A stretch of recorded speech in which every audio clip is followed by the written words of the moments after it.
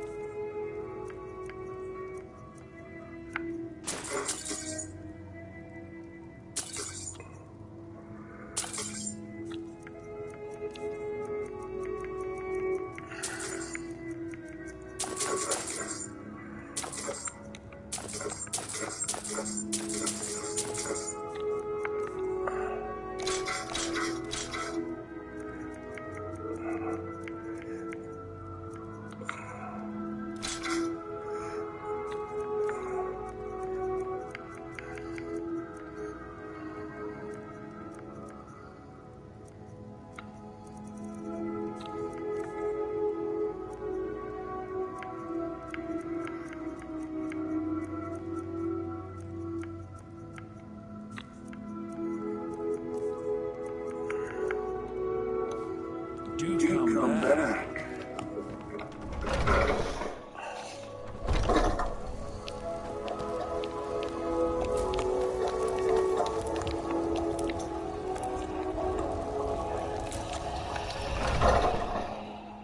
Let me know this is any like.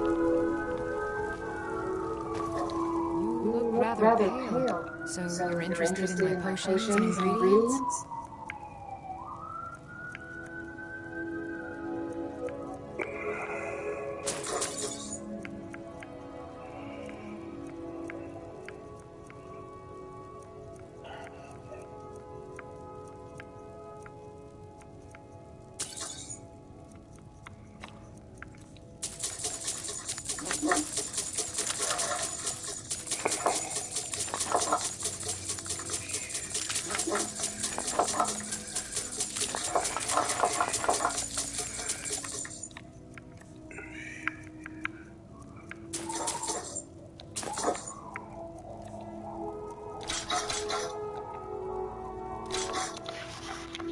Come back anytime you need a remedy.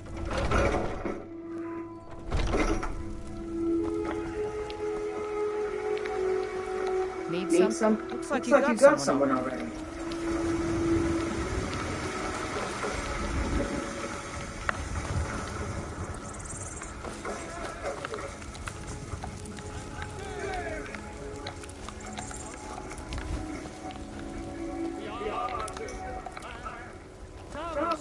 It's through. God.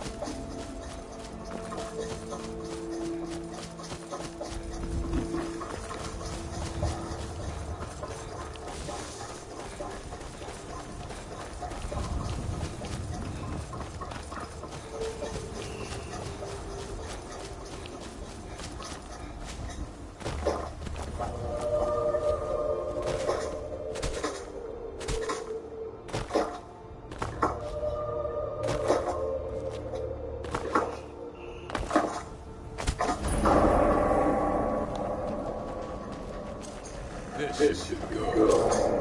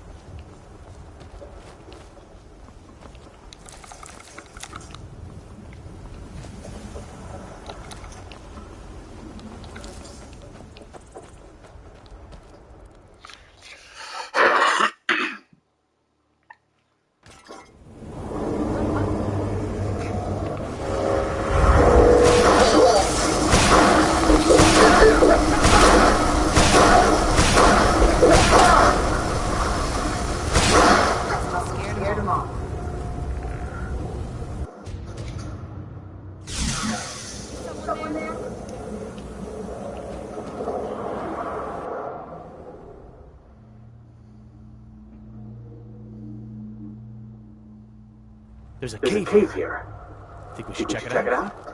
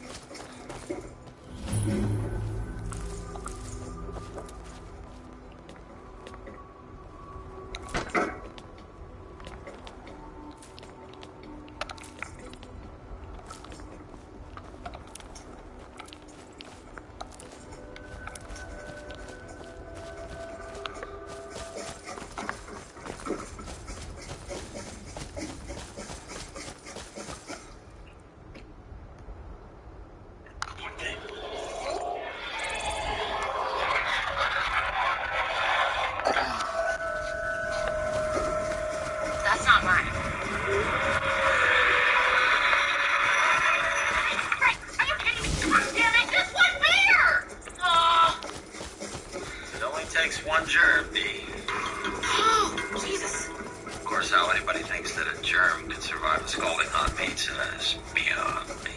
Oh, Dennis, you don't look good. Trust me, Dee. If I found myself getting sick, I would simply say,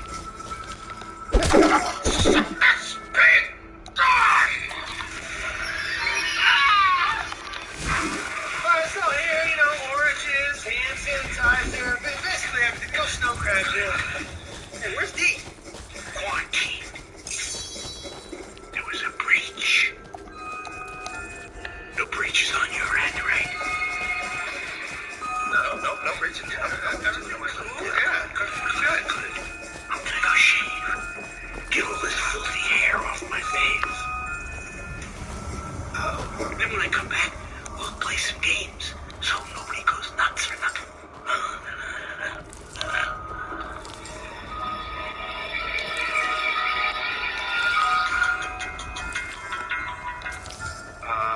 Movie. Okay, movie. 2, 3, 4, 5 words. Doesn't matter. Ocean's 11. Ocean's 12. Ocean's 13. Frank, I can't concentrate when you look like this. You look ridiculous, man. It was once eating Gilbert Grape. Well, that's where all the bacteria lies, Charlie, in your hair. That's why I shaved it off. Now it just flows off my body. You should do the same.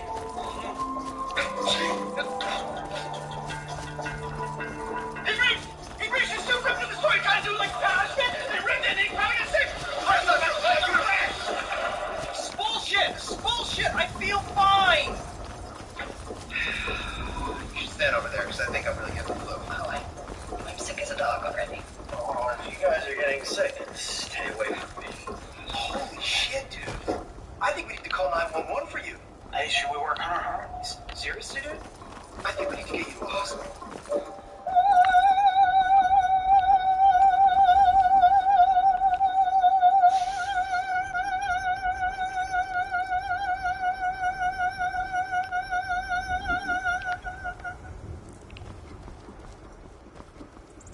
Does that sound like a man who needs to be in a hospital?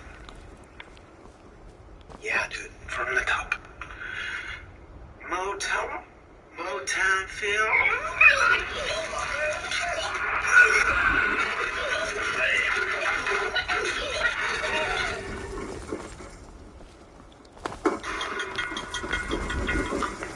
Charlie, look at that. Look how clean I am. Dude, you look like a shriveled raisin. It's all about purity, Charlie. Humans are filthy. Dirty filthy. Alright, man. You gotta mix it with beasts. Foul. Rodents. People do what they do, man. I'm not gonna mind. I get out of here.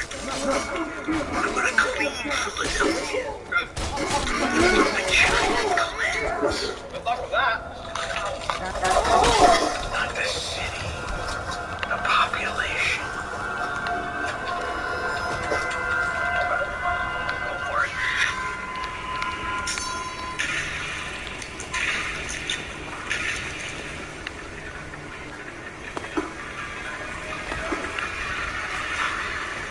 I can't stop shaking. It's so hot and also so cold. Sup, fucking hot and cold. Charlie, are you sick too? Sick? Nah, Frank's all trying to shave me and shit. I'm like, dude, no way. So, you know, you got instead, you know? We're very sick with the flu. If you stand here, you're gonna get sick. Good, he deserves it for ratting me out. Please, Mac. I've been vaccinated for every disease in the book. I'm gonna be just fine.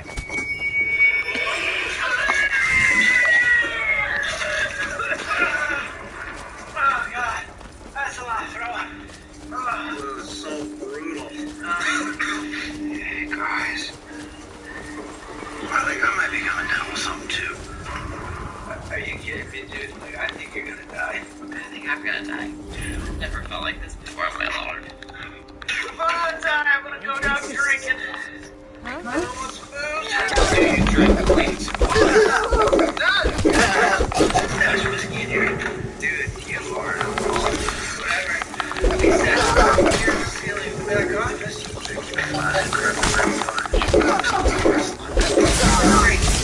This might be our last chance.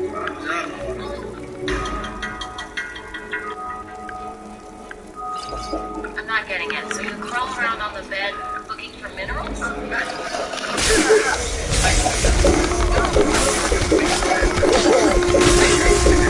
insane, you know. I don't know about you guys. It's happening, but I actually feel a lot better. You look better. I'm actually feeling better too. I feel great. Yeah, how is that even possible? All we've been doing is sitting here and drinking. We've gotten better so quickly. Oh my god, you guys. Guys, we haven't been drinking since we quarantined ourselves into the bar, at least since we got stuck in the bathroom. Oh, that's right. Wait, so what are you saying then? We've never had the flu, we were just having alcohol withdrawal? Yeah. Alcohol withdrawals? That's great! Is it great? It means we're all alcoholics. Right. What do we do with that information? What do you do with any information? You just stuff it deep down inside? Keep it on you. I'm not gonna stop drinking. I'm gonna visit the kids. I'm a young guy. We've got an audition to make, so let's bust this door down back. What do you say? Want to have some door? Oh, that's what I said.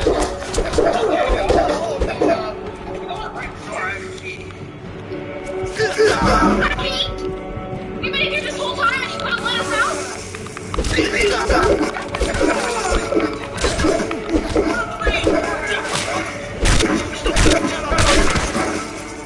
Yo, Frank! We're not sick! Yeah, we're fine, dude.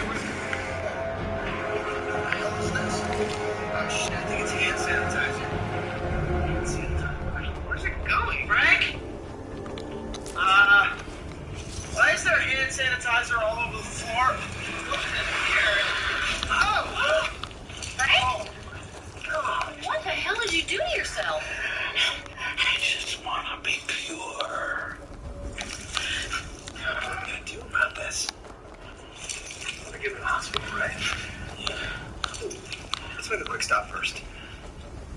Motown Philly's back again.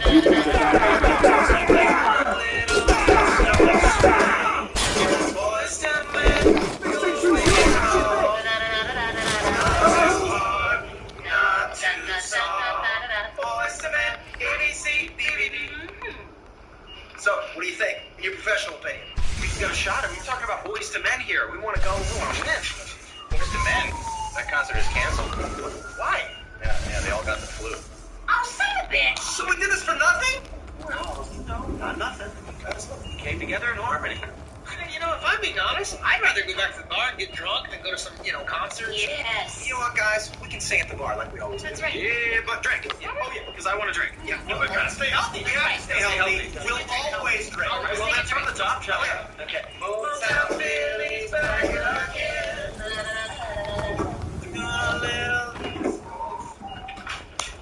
Okay, we've got to get that sanitizer off you.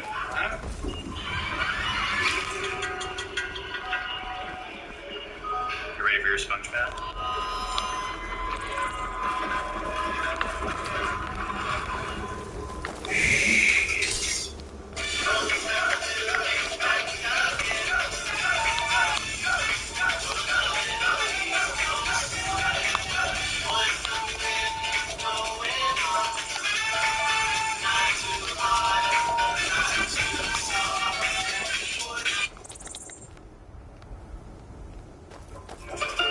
So what if I didn't go to college? John McClane didn't go to college. He defeats the bad guys using street smarts, and I got street smarts. Mac, you do realize John McClane's a fictional character who's voicing lines written by screenwriters who almost certainly went to college. Yeah, but Bruce Willis dropped out of college, and that supports Mac's argument. Yeah, no, it doesn't, Dee. And the fact that you can't understand that leads me to believe that you are a complete and total dum-dum, and therefore are not going to get selected for this intelligence experiment. Welcome, everybody, and thank you for volunteering in this intelligence experiment. I'm afraid, however, that we can only use one test subject. Okay, I'm sorry, before you continue, I noticed you said volunteering, which implies a lack of compensation. Volunteering's for suckers. Yes, the selected subject will receive $1,000 in compensation. There you go. That's more like it. Okay, now listen, when it comes to intelligence, I think you'll find that I am your man. Or perhaps a man is not what you're looking for at all.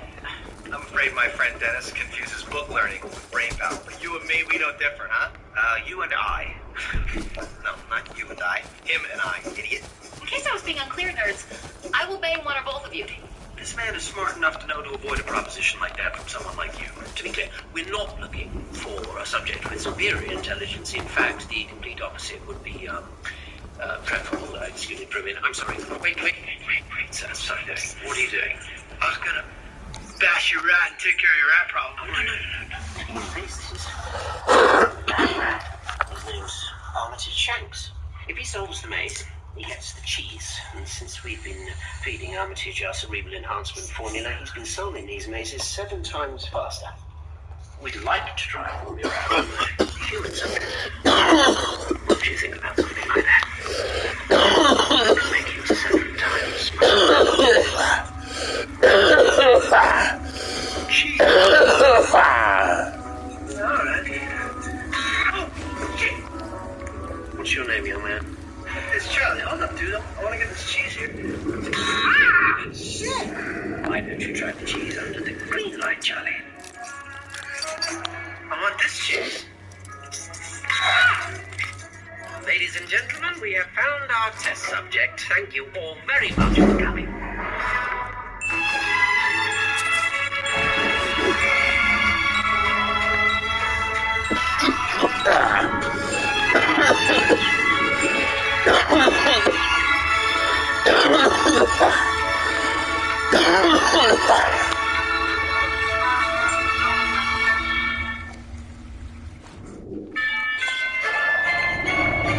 Oh, Frank, you're intruding upon my education! This is crazy, Charlie. This is crazy. Shut up.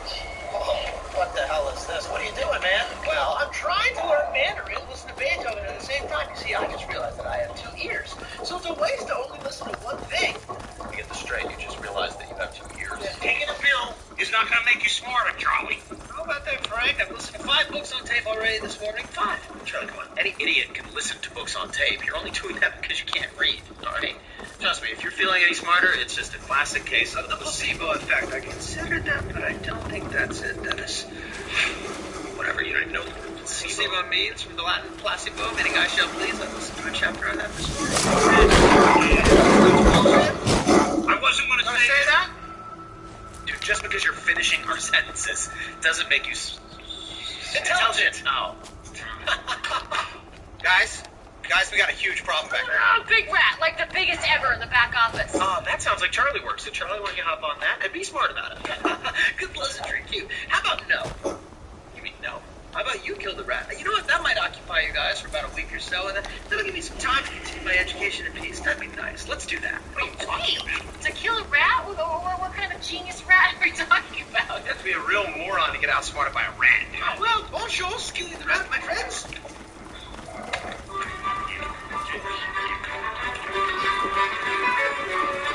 Oh, and then I realized, Eggsy, that these so-called friends of mine have been exploiting my labor for years.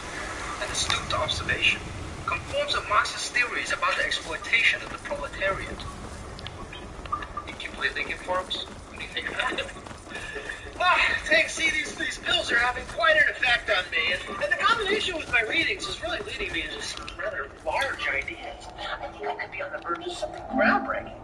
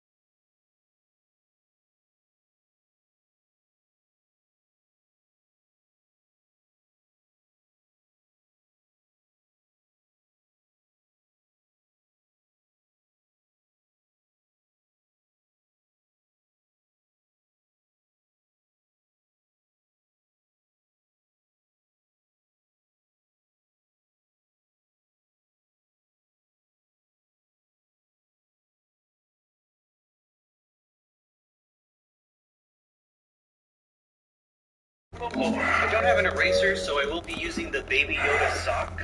Baby Yoda sock moment. Shout out Baby Yoda sock. This is where we're going to be putting all of our lessons from the video today. And as we go, we will fill up the Christ meter. And I know what you're thinking. It looks really good. First of all, thank you. I drew a little Jesus with the little fish, but I didn't make him a happy kind of fish. And then there's a nice cross there, just to keep us on track. Dating, the word is not in the Bible. Like, that word's not in the Bible. But the concept of what we call dating is honestly practicing divorce. It's like getting with people to then figure out if you kind of want to be with them, and then you get out of it. And then we're taught, like, as young people, like, try it as many times as you want to until you find the one. Yeah, that way when you're married, you know it'll last. It's kind of a glass half full, glass half empty situation, because you could say that dating is practicing divorce, but you can also say it's practicing marriage and partnership. That's how, like, most people look at it. One of my favorite things that these preachers like to do is just take something that's common knowledge and then just say the opposite of it. You can walk on the sidewalk all you want, but walking in the street next to traffic is what you should do.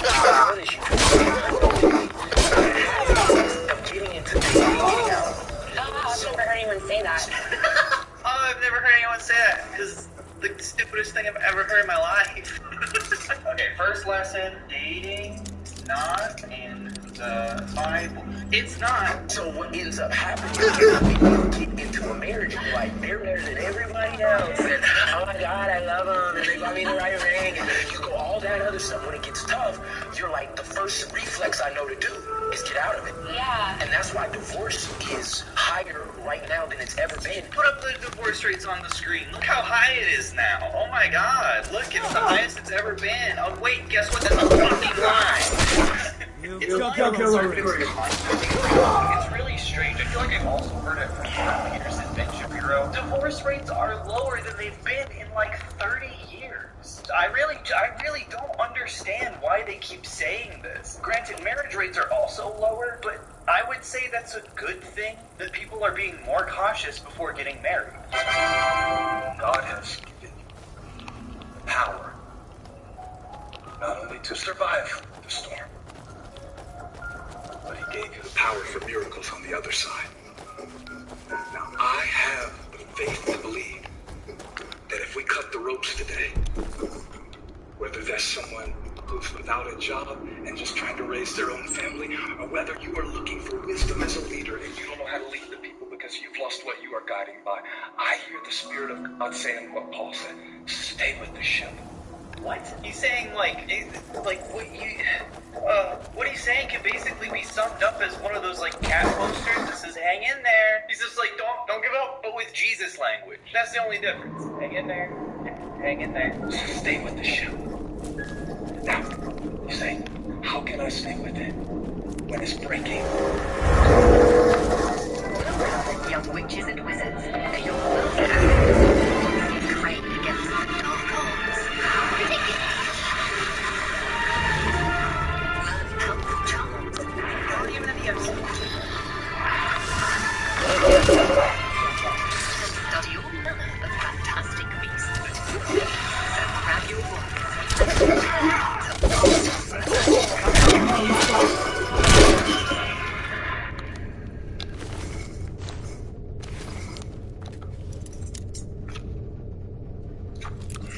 Paul didn't promise that the ship was going to look the same when they got to the shore. He didn't say it would look the same.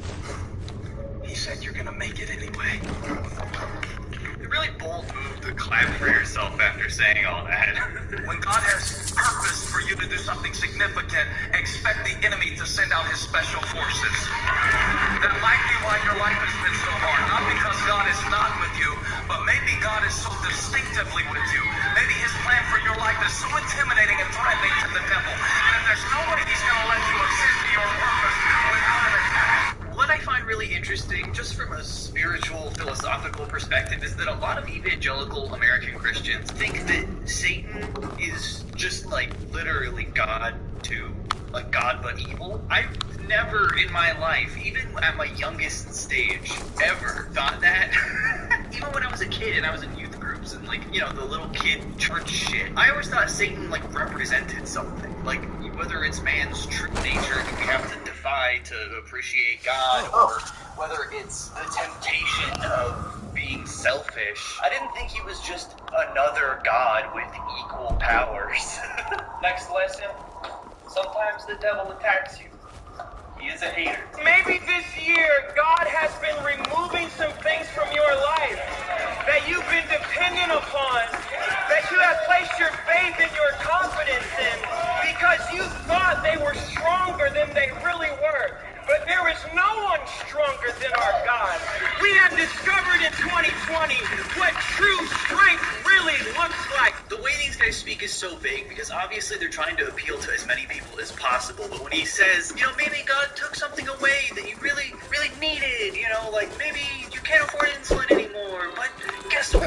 God is stronger than that. You don't need insulin. You have the Lord. And I can do this. I'm in church. We've discovered that hope has a name, peace has a name, joy has a name, comfort has a name. Is he hitting the wall right now? Comfort has a name. He's like starting a lawnmower. Peace has a name. Joy has a name. What's the name? In the year my strength died, I saw that God was stronger. Hello. Jesus loves everyone. He will never take anything away from us without replacing it with something greater. God takes away your insulin, but he gives you a new TV. It's pretty good. Sex was God's idea. He's just like a little too into this. He's like way too excited about that. You heard the man. See, most people think that it's a bad thing, it's a taboo. This was God's idea. This was God's. This was God's idea. And until you give the purity and the validity back to it that God didn't make sex bad, he made it good, and he made it, then we allow other people in society to pervert it. I don't know if that's how that works. I'm no Jesus expert. I'm no God guy. But if God made something so easily pervertible, then maybe he probably made kinks too, right?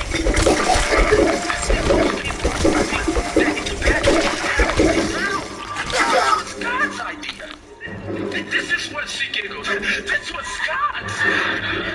This was God's idea. And until you give the purity and the validity back to it that God didn't make sex bad, he made it good, and he made it, then we allow other people in society to pervert it. Let me prove it to you. Let's go to Genesis, because a lot of y'all looking at me like I ain't never took that note in my whole life. Look at this, Genesis 1:28. It says, then God said, be fruitful and multiply. This was the first command ever given to me. This was not an agricultural command. It wasn't be fruitful and grow some strawberries. What he was saying in this moment is, Adam, hey, I gave you this wife. Hey, bro, check me out. I don't like that he framed it like that. Hey, I gave you this wife. Hey, you know what to do with that thing I gave you.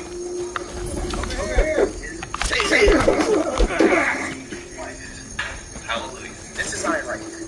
But the thing about this iron is this should be able to slice it wide open.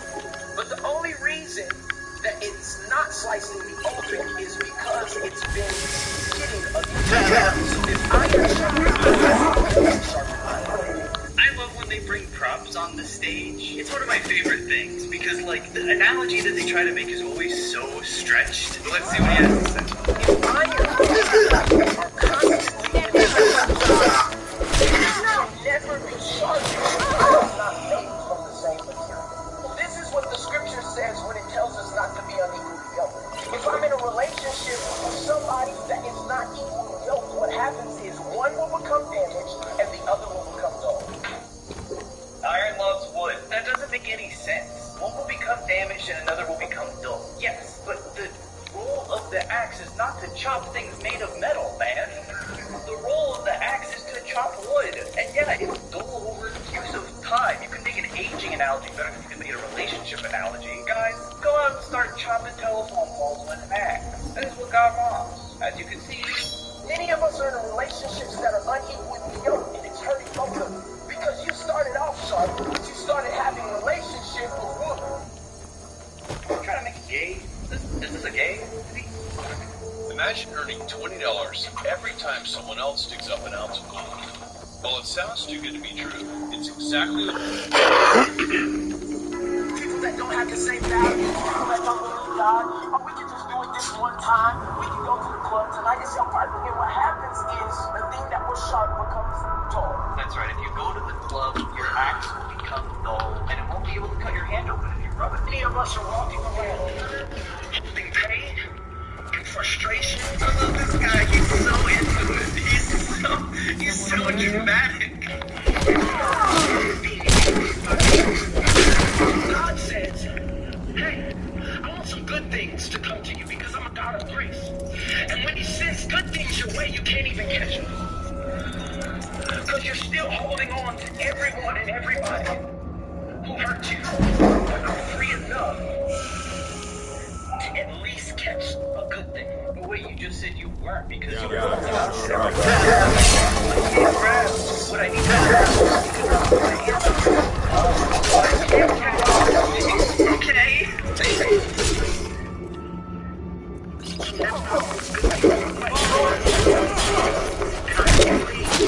Release the other things. And so I'm better than I used to be, and then God throws another blessing your way and you can't catch it.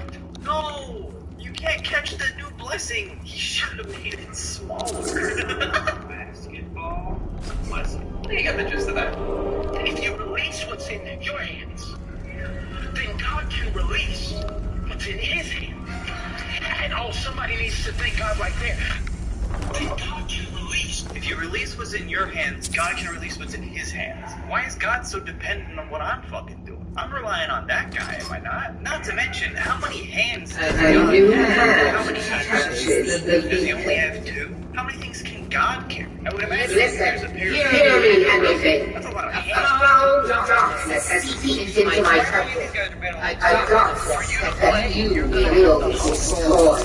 When you come to God, he doesn't care about your crown. You see, when you The come to time I depends on your creed. Much that applies. I understand the message, right? I will make you the instrument of my cleansing light. Is a pauper a thing? What a pauper do? Whether you're a king or a peasant, you're all humble before God. You can't just tell a group of middle-aged white moms, like, God doesn't care. Put down your crown. My brothers in Christ, they are going to the Macy's after this. And listen, this is the thing you gotta know. You have to do it every day. Like every day you wake up. Oh, I don't feel like praying, but I'm humble myself. Okay. Alright, God, I'm gonna give you these first 3 minutes instead of Instagram these first 2 minutes. Because some of us wake up and y'all know the first thing we do. Do I have any more followers? And God says, follow God. That's the thing we need to do is perspective. We're coming into a time where what is invisible is more valuable than what is visible. When everything that can be shaken can be shaken, that which cannot be shaken. Fucking rap gotta be that was us. We're coming to a time where what is more profitable than Yo, we got a Jesus crypto, bro? That's awesome. Got some good pieces. I Also, It's it's completely a- untrue. listen, War is one of the most could you profitable take things. this It's very why well? America is the richest nation in the world. Because the Don't only think- thing we even do at this point Check in inside history the is shop. fucking make weapons and wage war. Peace is not profitable. That's the point. That's Take why a look. we are engaged in armed conflicts all over the world. Oh my god. some of us hate here because we have a picture of there that is not realistic and did not come from God. I hate the way these dudes talk. I hate their cadence. It's like they're in a slam poetry session. We hate here because we're not there. Anywhere I go, God is with me. I think I saw a big bee. It stung me, and that's all God. I Be careful of that little voice that makes you hate you're here. Don't want to change your circumstances. Don't ever want different things for yourself. Be complacent. That's what God wants. In the presence of the Lord is the fullness of joy. The kingdom of God is within you. It is not something that is before you that you have to reach toward. That is the spirit of strife. That is the spirit of chasing. That is what will keep you in bondage. That is what will keep you broke financially. What do you want me The to do? spirit of striving, though, the desire for things to be different for yourself. That's how you keep yourself in bondage. Listen, I'm not the guy. I'm not the Jesus guy. Trying to buy stuff to look like you've arrived, rather than say something so you can do something, because you know that what God put in you is more important than what you put on. They're cheering before he even finishes the sentence. What is he talking about? I'm the lady. I'm the hero. I know you're really excited about whatever he's saying right now, about the fucking fortune cookie that he's reading. But I want to hear what he's trying to get across. And so some of you are sitting in a loneliness Alright, now I'm scared. that was not chosen in this season of your life. The Lord wanted me to tell you, given the scripture book from verse 45, this is my message to you. He stayed in lonely places, yet the people still came to him and received the faith. Dark pastor shit. Listen to tell you, he'll meet you in a lonely place. So he said he wants to meet you in a lonely place. What? This is so scary. In that place. The longest, most accurate irons we've ever made. They go higher and farther than any iron that I have hit. BXG, nobody makes golf clubs the way we do, period.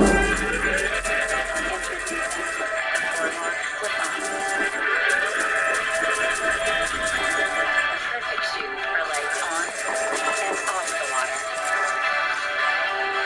Make the most of your footwear. Listen to summer with the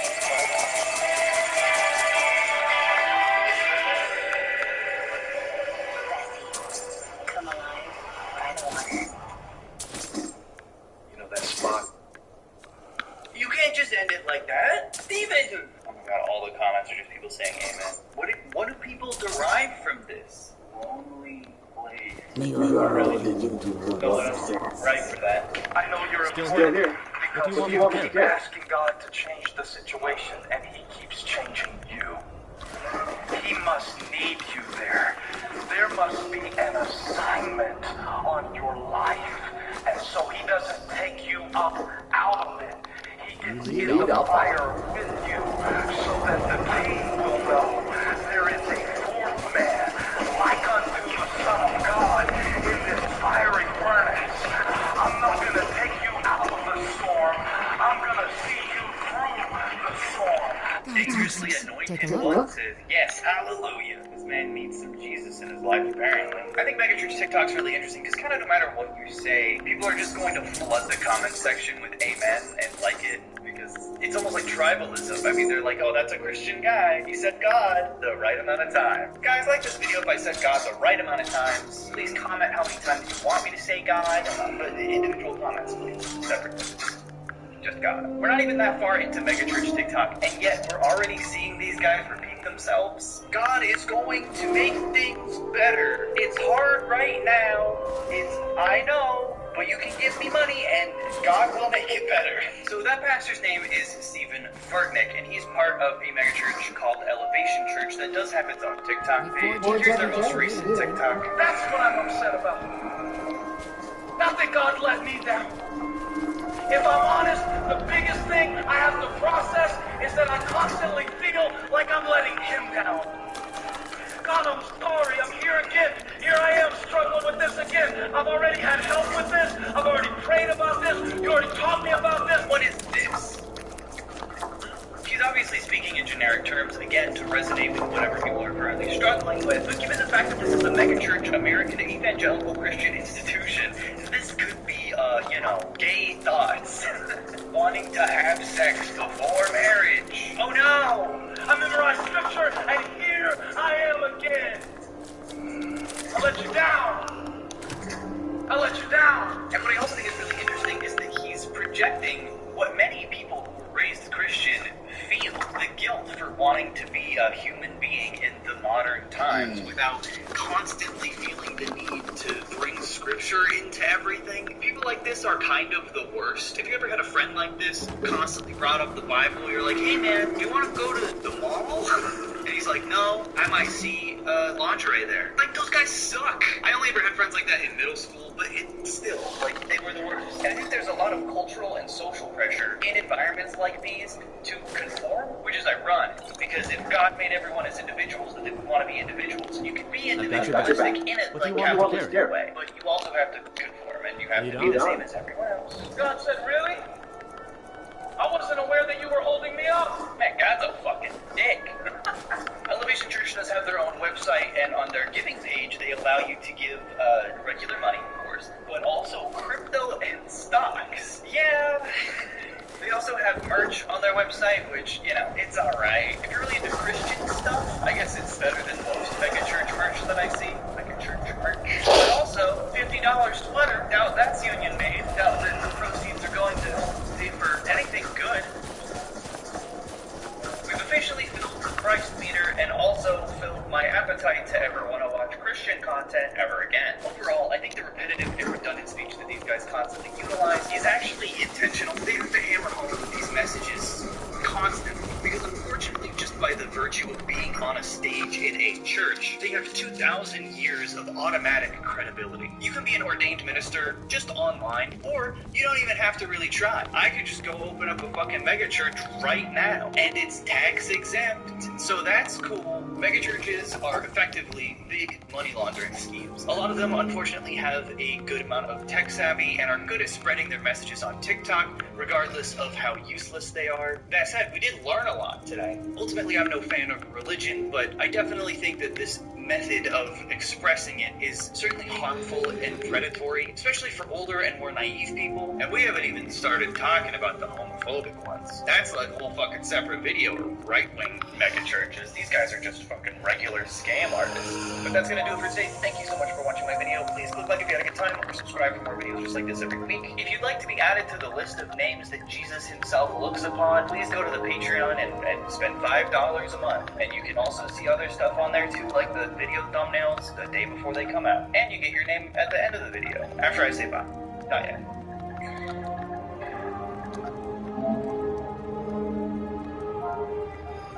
Okay, bye. It's not the same, I never get enough.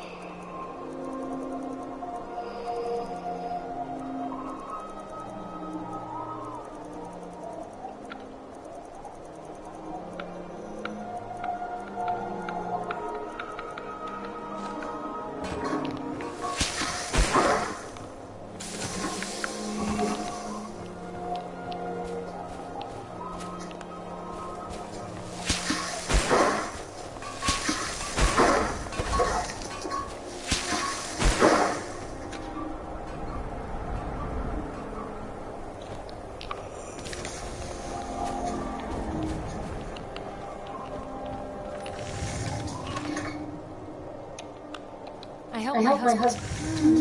Blades, helmets, pretty much anything to suit your needs.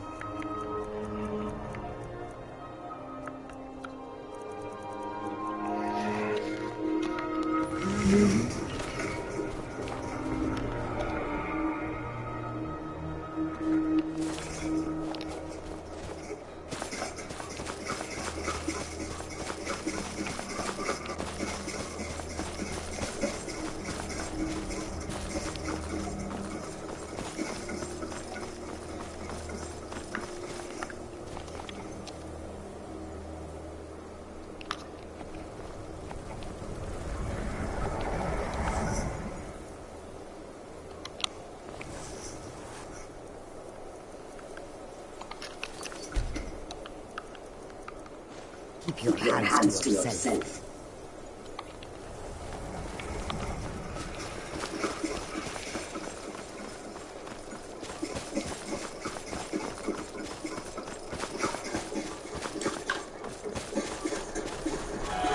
Find Your Stride is a charitable initiative by marshals that helps vulnerable women move forward, boosting confidence with every step, helping job seekers become job keepers, and creating safe spaces for families to call home. From providing means to providing opportunities, you can help women move forward into a better place. Donate today at your local marshals or online at findyourstride.ca.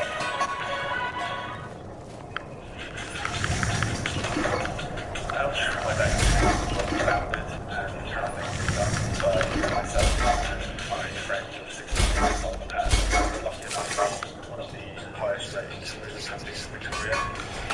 We service the Victoria area, the whole Franklin Run, mainland. We take those much parents and wrapping everything, making everything secure, packing trucks properly, making sure that everything is as protected as it can be.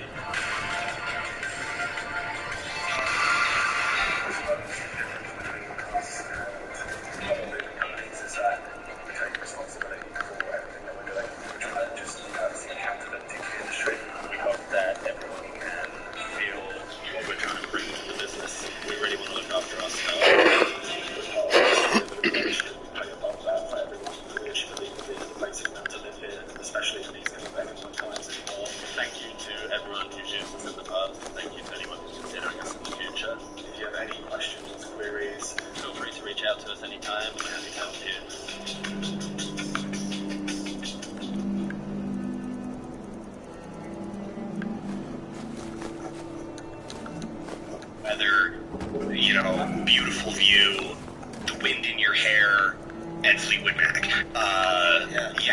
And that kind of, like, those things are emergent from just, like, human creativity and the ability to spot a moment. Yeah. Or construct a moment.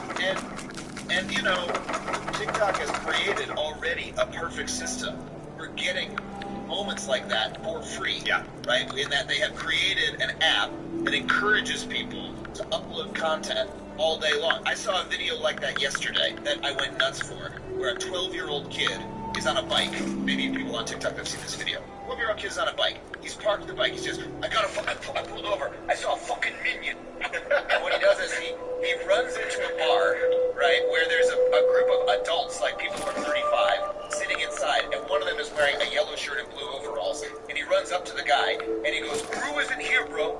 Gru is not here. And the entire group of adults starts laughing.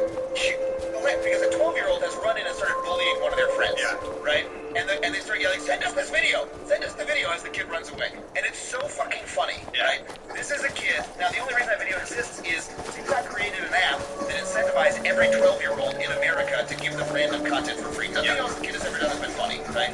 So, I'm kind of like, what is the point of even generating that content via AI when they're already getting so much of it for free? It's kind of like, and it's computationally cheaper to just, like, distribute that out to the crowds for free because, like, you know, it takes less bandwidth, it takes less teraflops, it takes less electricity. They have to pay electricity to run, you know, large video production models or whatever to create this shit. It kind of reminds me of when, you know, Uber was telling people Killed her in one hit. replace all the drivers with AI drivers and robot cars.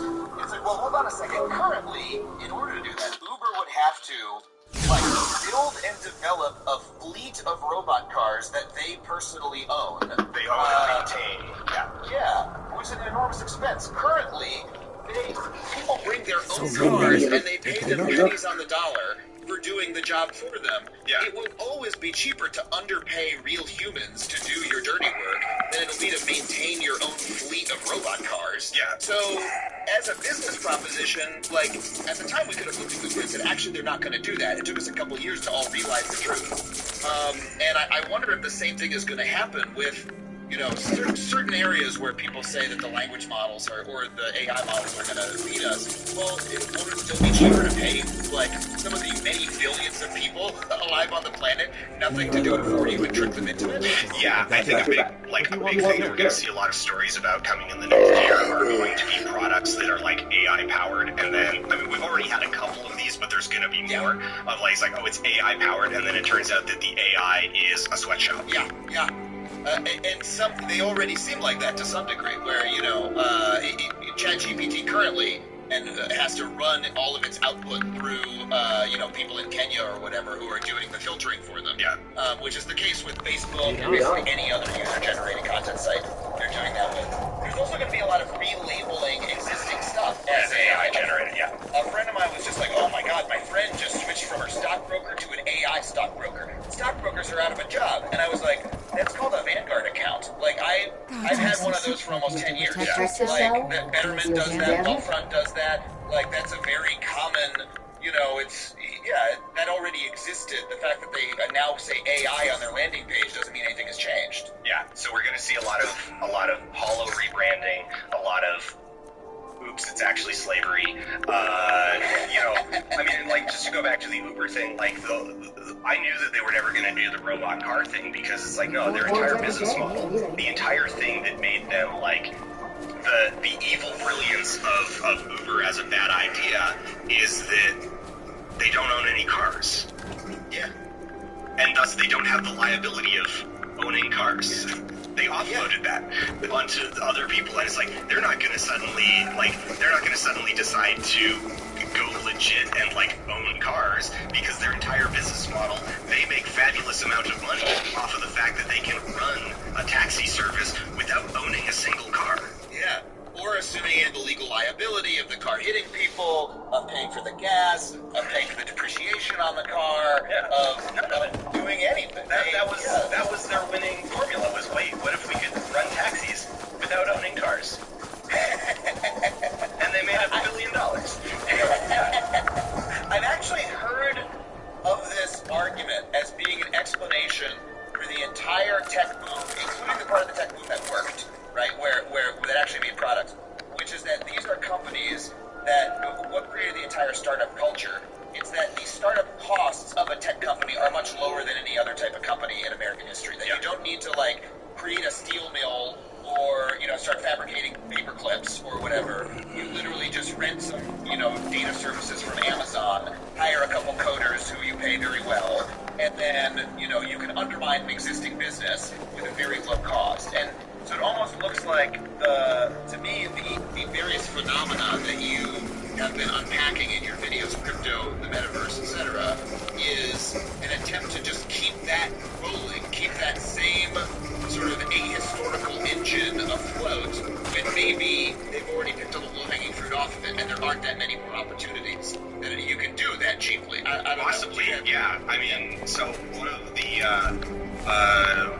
a phrase that I've been seeing around lately is that it's the 2030s are going to be a process of reckoning of just how much of the 21st century was built by low interest rates. Venture capital, or just all of the different financial instruments that allowed venture capitalists to access extremely low interest money has enabled some really good and interesting things, and a lot of just it has enabled a bunch of people to sit around and brainstorm how can we get our customers to do our job for us and thank us for the privilege. Yeah, and let's unpack that a little bit because because I'm learning what we mean by low interest when we're talking about that. We're saying the government kept literal government bond interest rates very low for a very long time. Yeah. Which means if you wanted to beat that rate, you don't have to offer lenders very much money. You can say, hey, lender, you're going to get a big share from the government, so give me your money instead, and I don't need to promise you that much. But in a world where the government has 5 or 7% interest rates, suddenly it's a lot harder to borrow money because that money is going to the government instead, basically. Yeah. And so it creates this bizarre scenario where you can borrow money to do bullshit. Yeah. And like there's a certain amount of like, it's like, okay, the world needs it's not a bad thing if randos have access to capital to try bad ideas. May your journeys take you to warm sands. But there's also like limits on that, and limits on how much power those people should ultimately be given.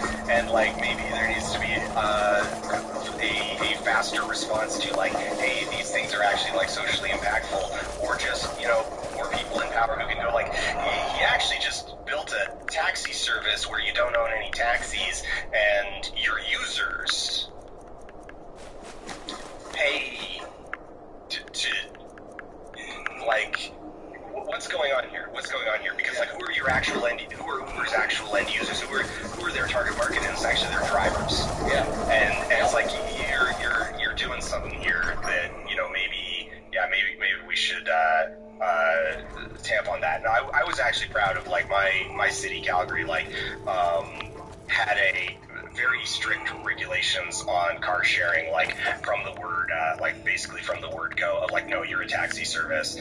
And so it's far less prevalent up here, but that also means that like the people who are doing it, the rates are a lot more like actually competitive towards livable, because like the reality, like that's just the reality of it. But they had to crowdsource that, like in order to get Uber rates as low as they did, they needed just a unfathomable oversupply of drivers. They needed vastly more drivers than there were people who needed rides.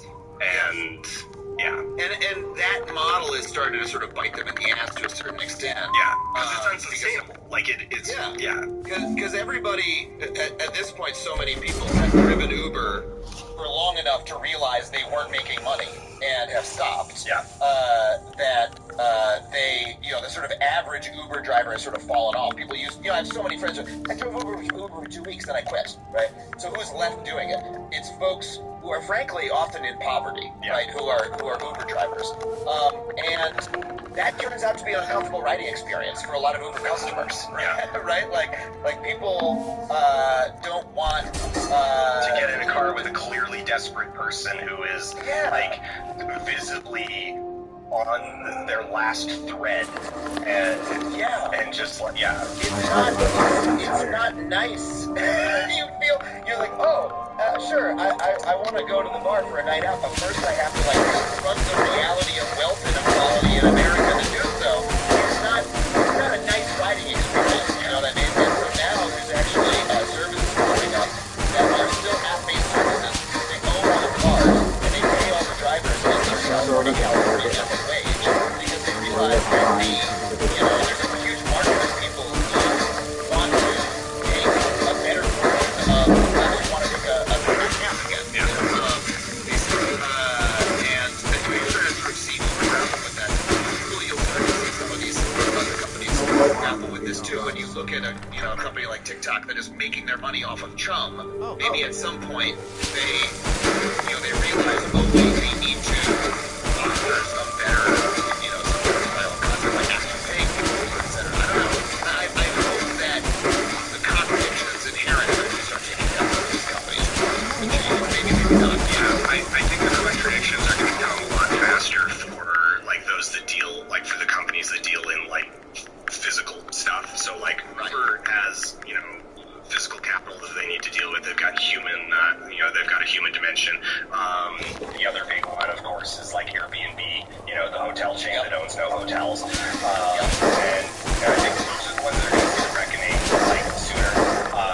Uber in particular, like skip dishes and Uber Eats.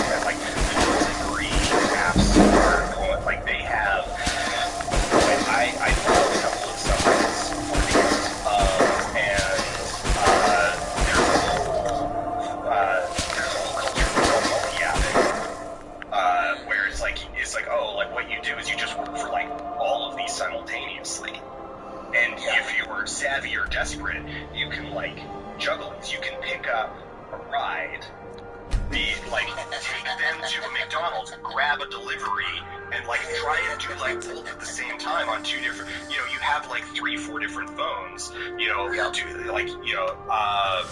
and on one hand it's like, oh, it's like it's good. You can like pause your other ones, like run a job. You don't need to pause your other ones.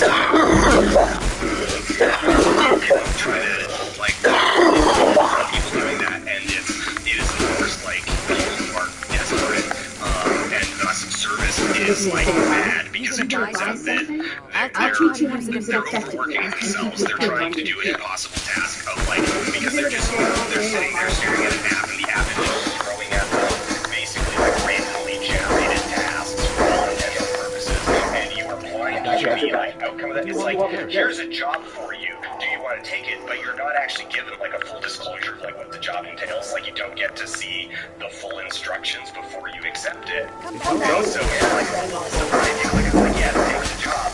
I'm near the starting point, and it's not until you like commit to that it's then like, well, the person wants you to like drive all the way over here in order to like, And so then you fuck with the app a little bit. You have your little scheme for bargaining with it or for doing two things at once. Yeah. And which is natural to do when a human encounters a system like that. But then that reduces the quality of the experience for the user. Like, okay, so I'm on the road a lot as a comic, and I live on the West Coast, so I travel to the East Coast. I often get in very late, and I get in hungry.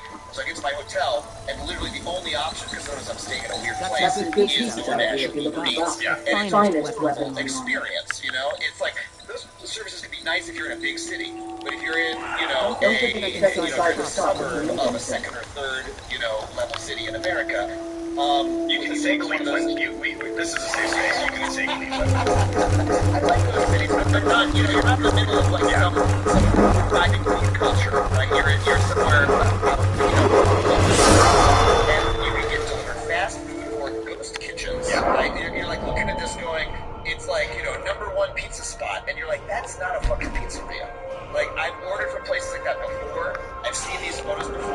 I know I'm going to get a horrible meal. And if you order, you're like, I don't know if this person is going to bring me the food. Like, I don't know if I'm going to be able to find them. It's like this weird roll of the dice. And it's sort of similar to, I don't order shit on Amazon anymore because I no longer trust Amazon to deliver me the thing. It used to be, I get the genuine version of the product. Now I'm like, it's be a knockoff. It'll never show up. Like, because they have crowdsourced it too widely. I see a similar thing happening with the 3 apps for the very reason that you mentioned. And it's almost because humans, like, they've created this Skinner box. Welcome to the finest weapons in our like, literally, it's, as you say, these constant just alerts that these workers are getting. But the workers are still people who are going to use their human faculties to try to fuck around to try to get one up over it. They're going to try to win. And especially because like these systems rely so much on like gamification. Rely so much on its gamified elements with the app. Robinhood, the day trading app, like it is hyper gamified.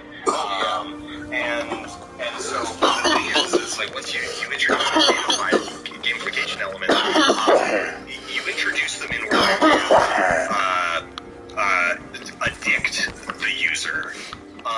And then shocked Pikachu face, they approach it like a game, and they look for the cracks in the rules. They run along the walls,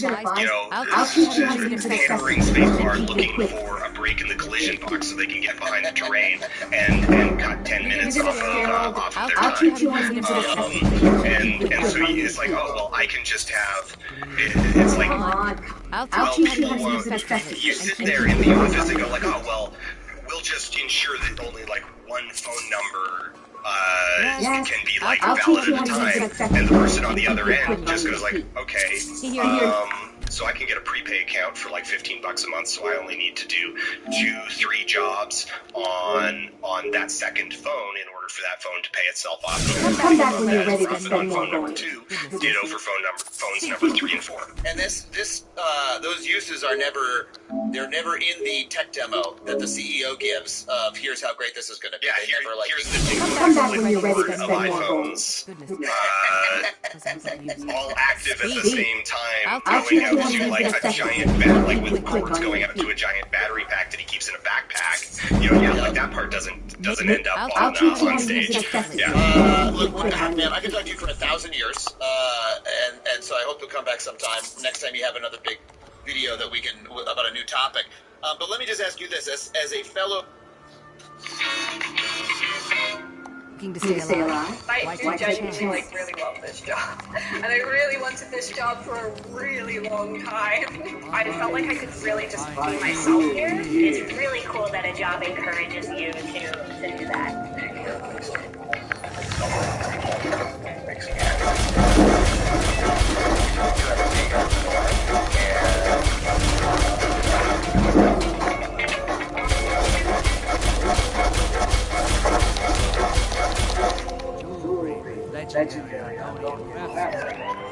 So you like taking care of people?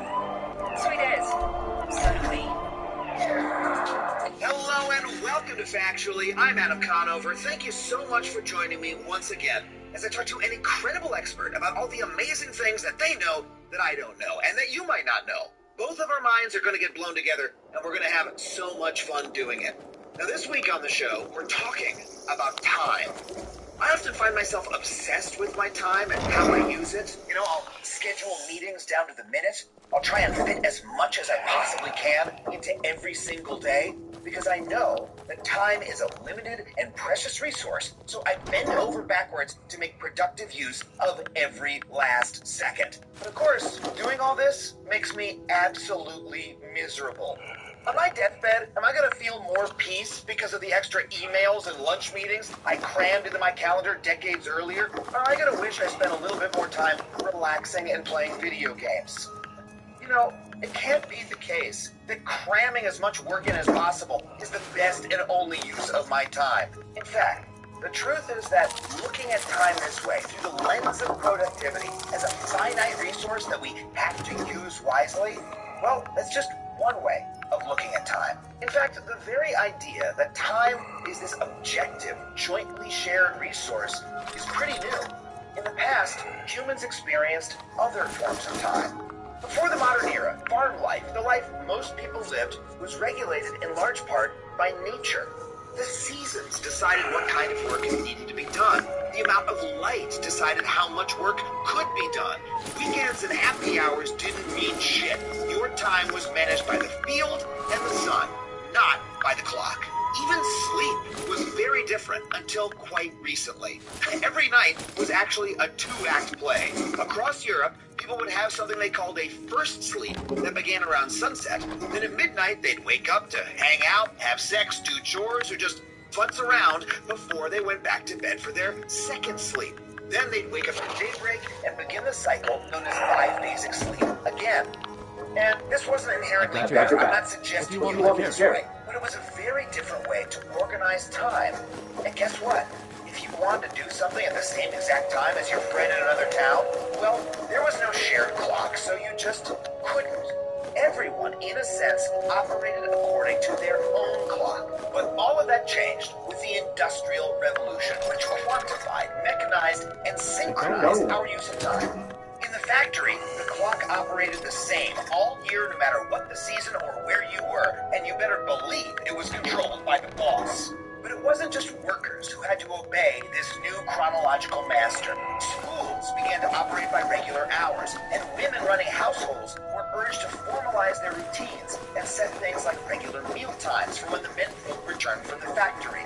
Time, which used to serve us, started to control us. This capitalist notion of time is really a form of discipline. It makes time a servant of productivity, and though we've accepted it as normal, it's definitely not natural. The next time you're feeling stressed out because that ticking clock is bearing down on you, remember, that is just one form of time. There are others. If we look on larger time scales, much larger, well, this is the modern time, natural time.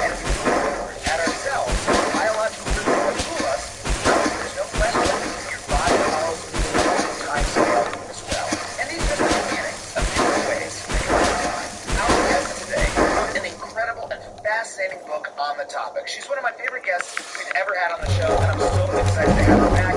Her name is Jenny Odell. She's an artist and an author, and she was a guest a couple years back to discuss her first book, How to Do Nothing. Her most recent book is called Saving Time, Discovering a Life Beyond the Clock. I'm so excited to have her back on the show. But before we get to the interview, I want to remind you that if you want to support this show, you can do so on Patreon. I am so grateful for the community of people who listen to this show and come back week after week. If you'd like to join them, head to patreon.com/Adam Conover. Just $5 a month gets you every episode ad-free. You can join our community Discord. We would love to have you. And if you love stand-up comedy, just a reminder that I am going on tour this year. If you live in Maryland, Rhode Island, or St. Louis, or anywhere else in the country, head to adamconover.net to find tickets and tour dates. I do a meet and greet after every show. I would love to see you there. And now, without further ado, let's get to this interview with Jenny Odell. Jenny, thank you so much for being on the show again. Thanks for having me. You are one of my favorite guests we've ever had on this show. We've rerun the past episode that we did with you in the past because it was just one of my favorites. I wanted people to hear it again. Please go back and listen to that interview, folks, if you haven't heard it, about Jenny's previous book, How to Do Nothing. You have a new book out called Saving Time. What is this book about? It is, sorry. I mean, no, it's okay. My friend and I have this joke that it's, like, about, like, time, man. You know, like, you know, like, what is time? No, I mean, it is about, okay, it's about different ways of thinking about time, but there are a lot of books about that are all very fascinating. But I think mine is more specifically motivated by, like, this very contemporary feeling of, on the one hand, always feeling like you're racing against the clock, which is like a burnout feeling, but at the same time feeling like you're living at the end of time, and how sort of moralizing that feels. And so it's my attempt to kind of, like, write through that, or, like, find some way of relating to time, whether that's, you know, time as money, mortality, climate dread, like, to, like, find some way of thinking about time in which it's not punishing. Yeah. The fact that you mentioned that about the way it feels like we're living at the end of time, that is such a pervasive notion that I just heard people start saying around 2016, coincidentally. People started saying, well, the world's ending. Well, what are we gonna, we're all fucked. We're all gonna, if there is another president ever, you know, like that. It's like this sort of bizarre apocalyptic thinking, you know, about, we're living at the end of history, there's not going to be another generation after us, which to me seems like a very distorted way to think, because that's not the case. There's nothing that's happening right now is truly that different from, you know, really. It's not like we're living through World War I or World War II, you know, where which were there's a huge historical rupture. There is historical rupture happening now, but it's on a scale that, you know, has also happened in the last couple hundred years. There is this pervasive sense that it's all ending and it's all over, and a lot of that, obviously, there's been political change in the United States. There's also been the pandemic was a big cause of that kind of thinking. How did the pandemic change your notion of time? I mean, it was kind of interesting because I wrote the proposal right before the pandemic started, which is, I think, surprising to a lot of people because... Before the book. Yeah. So it's because it sounds like something that would have occurred to someone during the pandemic, that time is weird, right? So actually what happened was I had already thought about it a lot, and I had written the proposal, and I was, you know, about to start writing it, and then the pandemic started. So the way that it affected it was it honestly either, like, affirmed a lot of the questions that I was setting out to research anyway, or it made things that I was thinking about maybe abstractly feel more immediate to me, right?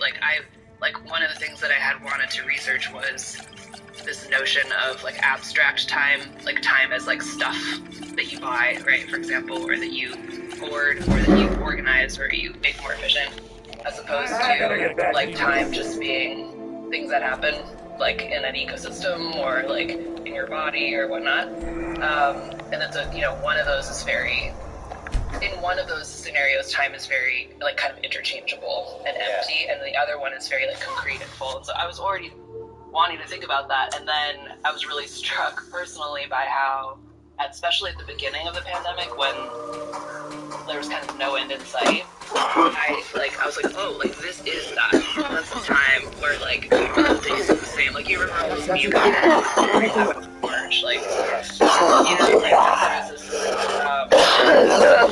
this social structure gone. A lot of the things that help us unconsciously mark time, like just Fridays, the existence of Fridays, where there's happy hour that I'll go out and do with my friends or whatever.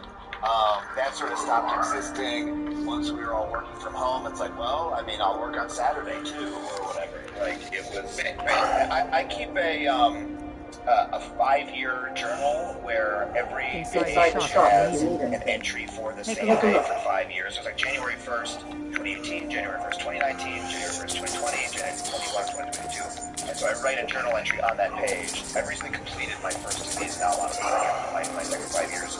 Every time I write a journal entry, I can see the previous entries from the previous year, which is part of my own way of sort of charting time. And when I started to get to, it was 2021 and 2022, I was looking back at the ones from 2020, all my entries are like, they're all the same. It's like, woke up and had Zoom meetings, made dinner, played video game, went to sleep. Like, all the days are blurring together. What is time? Like, I started to get really existentialist in my journal entries. In a way that I no longer am. It was like almost sort of, I had a sense of like weird vertigo, I think, at the time. Yeah. No, I think that's, I mean, that was kind of my experience as well. I mean, my case is sort of weird because I was working on the book, but but I had my, you know, either I was on the computer or I was on the same walk, around the same part of my neighborhood, and there was also a weird part of the pandemic where the parks were closed around me. So you couldn't go into the parks. That was really weird. I was just going on kind of the same like circuit over and over again. Yeah. And so I think for that reason, like it was just an opportunity for me to like be like inhabit that kind of sense of time and see how much it was tied to despair.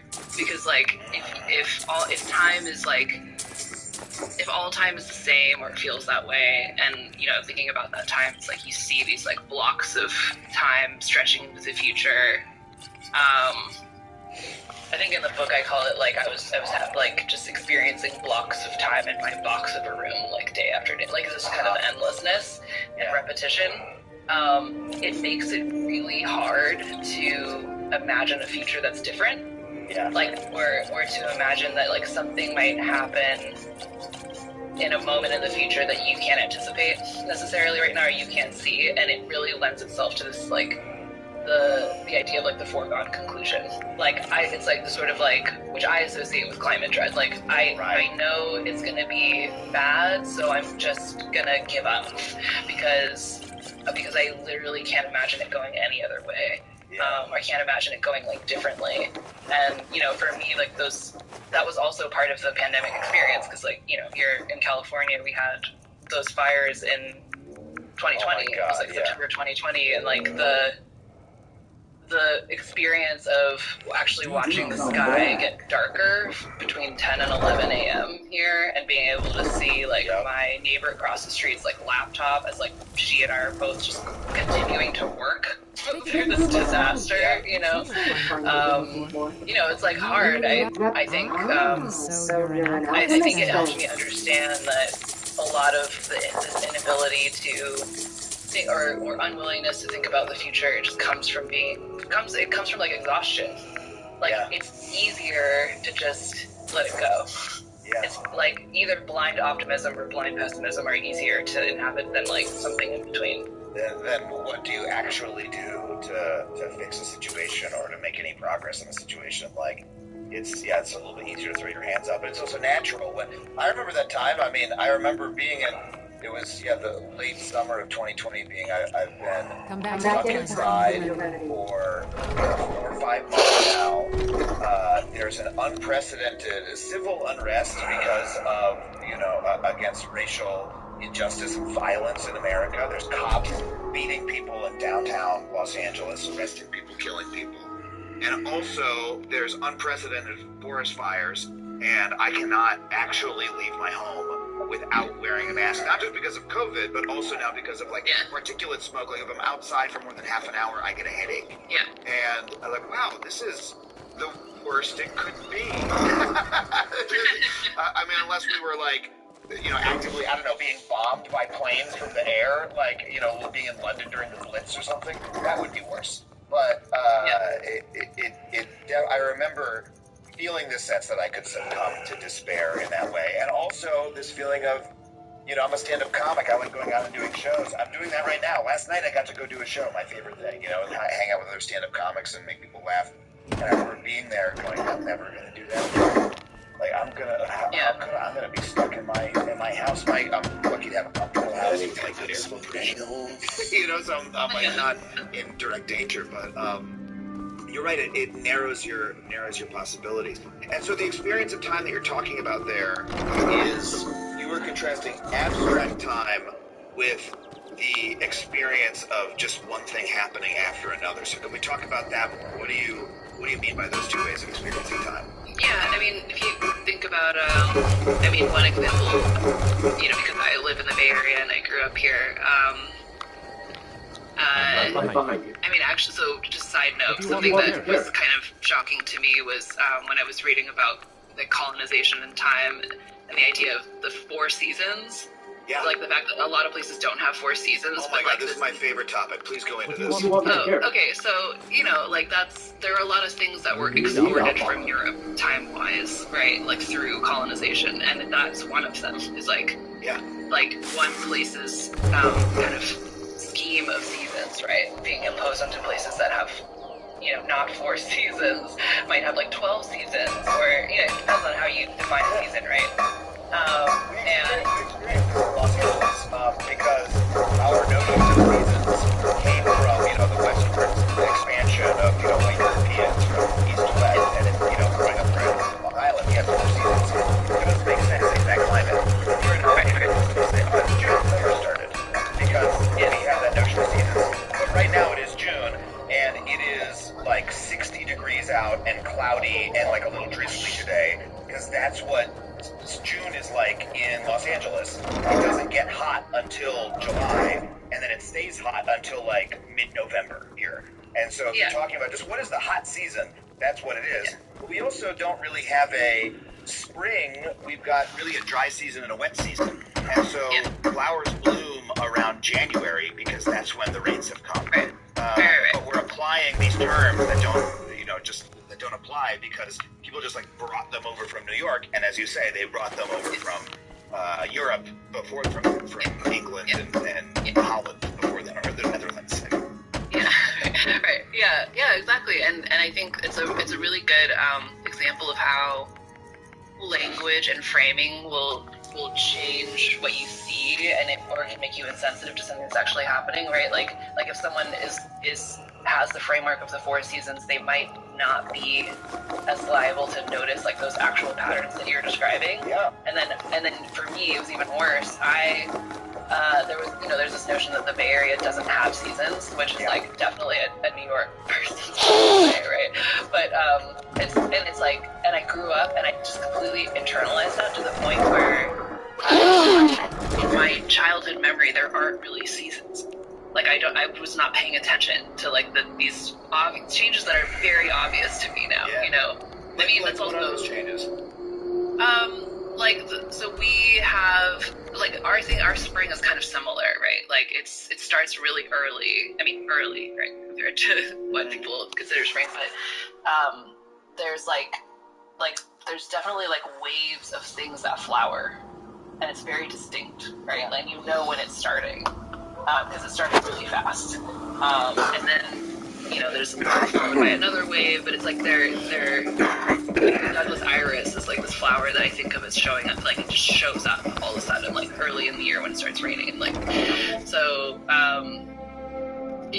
there's just I don't know how many seasons numerically we have, but that is, to me, one example of time where obviously not all time is the same, no moment is the same, especially during those parts of the year when things are changing really fast. Like, in the book, I talk about that branch, that I basically chose a branch of a tree to pay attention to the entire pandemic, because I was walking past it all the time.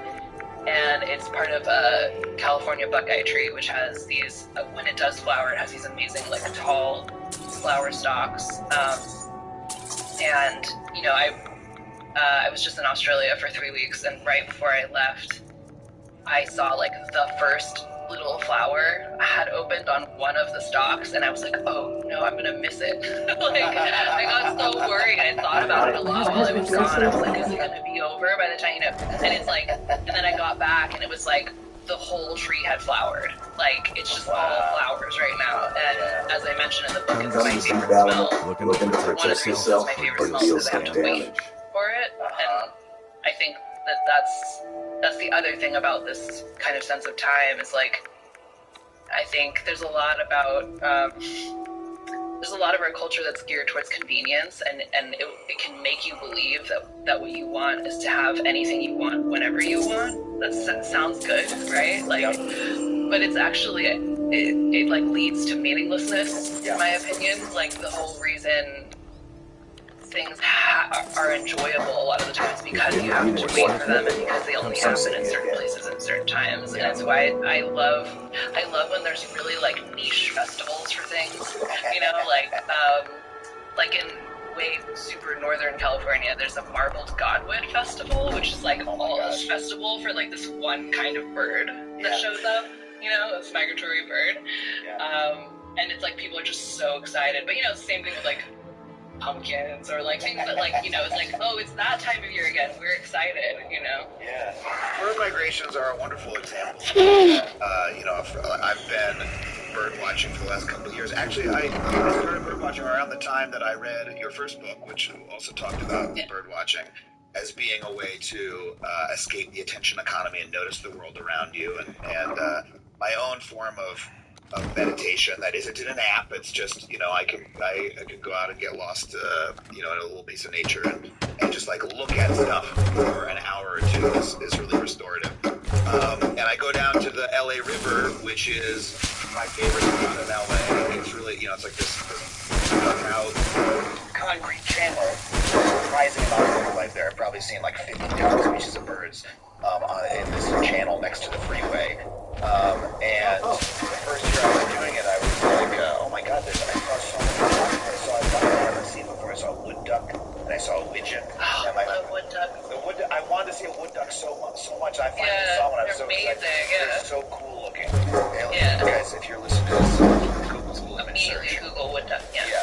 Look up a wood duck. They look like little dolls or something. They're, like, so coolly, like, painted. They look like mallards, but, like, fancy. Yeah, it's like a fancy little duck. But they are actually, everyone imagines a duck, imagine a mallard. They are really the canonical American duck. They're the really duck lovers know the wood duck is their favorite duck. So anyway, I was saying that to a friend who also bird watches, and she was like, oh yeah, it's duck season this winter. It's like, that's when we get ducks around here. And now I know that about the area that I live in. People like, there's no seasons in LA. People say, LA is LA too. Well, no, there's a duck season. And there's also a hummingbird season where we have more hummingbirds. And these are like this is a really, once you start looking for it, a really nourishing way to chart time, because there's sort of always something happening that you can watch and look at. And it's really in contrast with the other form of time you're talking about, abstract time where it's a commodity, it's a quantity that you're trying to save and you're trying to use as effectively as possible. And most of the time I feel myself trapped in that kind of thinking. Like, literally I'll be walking down the street and be like, oh wait, if I use this little trick, I can get across the street a little bit sooner and not have to wait for the walk sign, and I'll save some time I can use on something else. And then I start thinking, wait, if I do that a lot, I can, like, really save up some time, as though I'm, like, saving money and putting it in an account that's in their interest, right? And then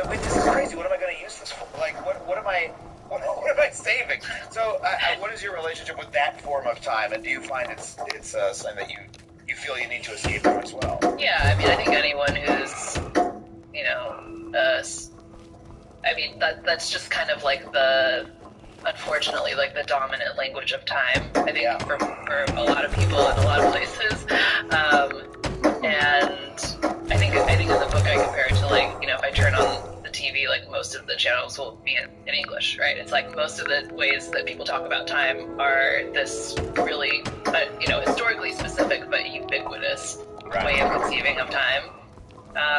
That does, I think, take a lot of conscious effort to let go of, especially because it's not just you, right? It's like how it's all around you. It's like how everyone talks about time.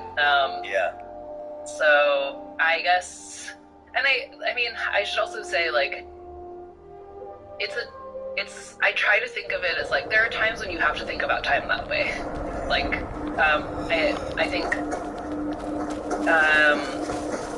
the problem is when you sort of internalize it and start to believe that is actually what time is. Like, I've been really surprised at the resistance that you will get if you just say really simple things like minutes and hours are real.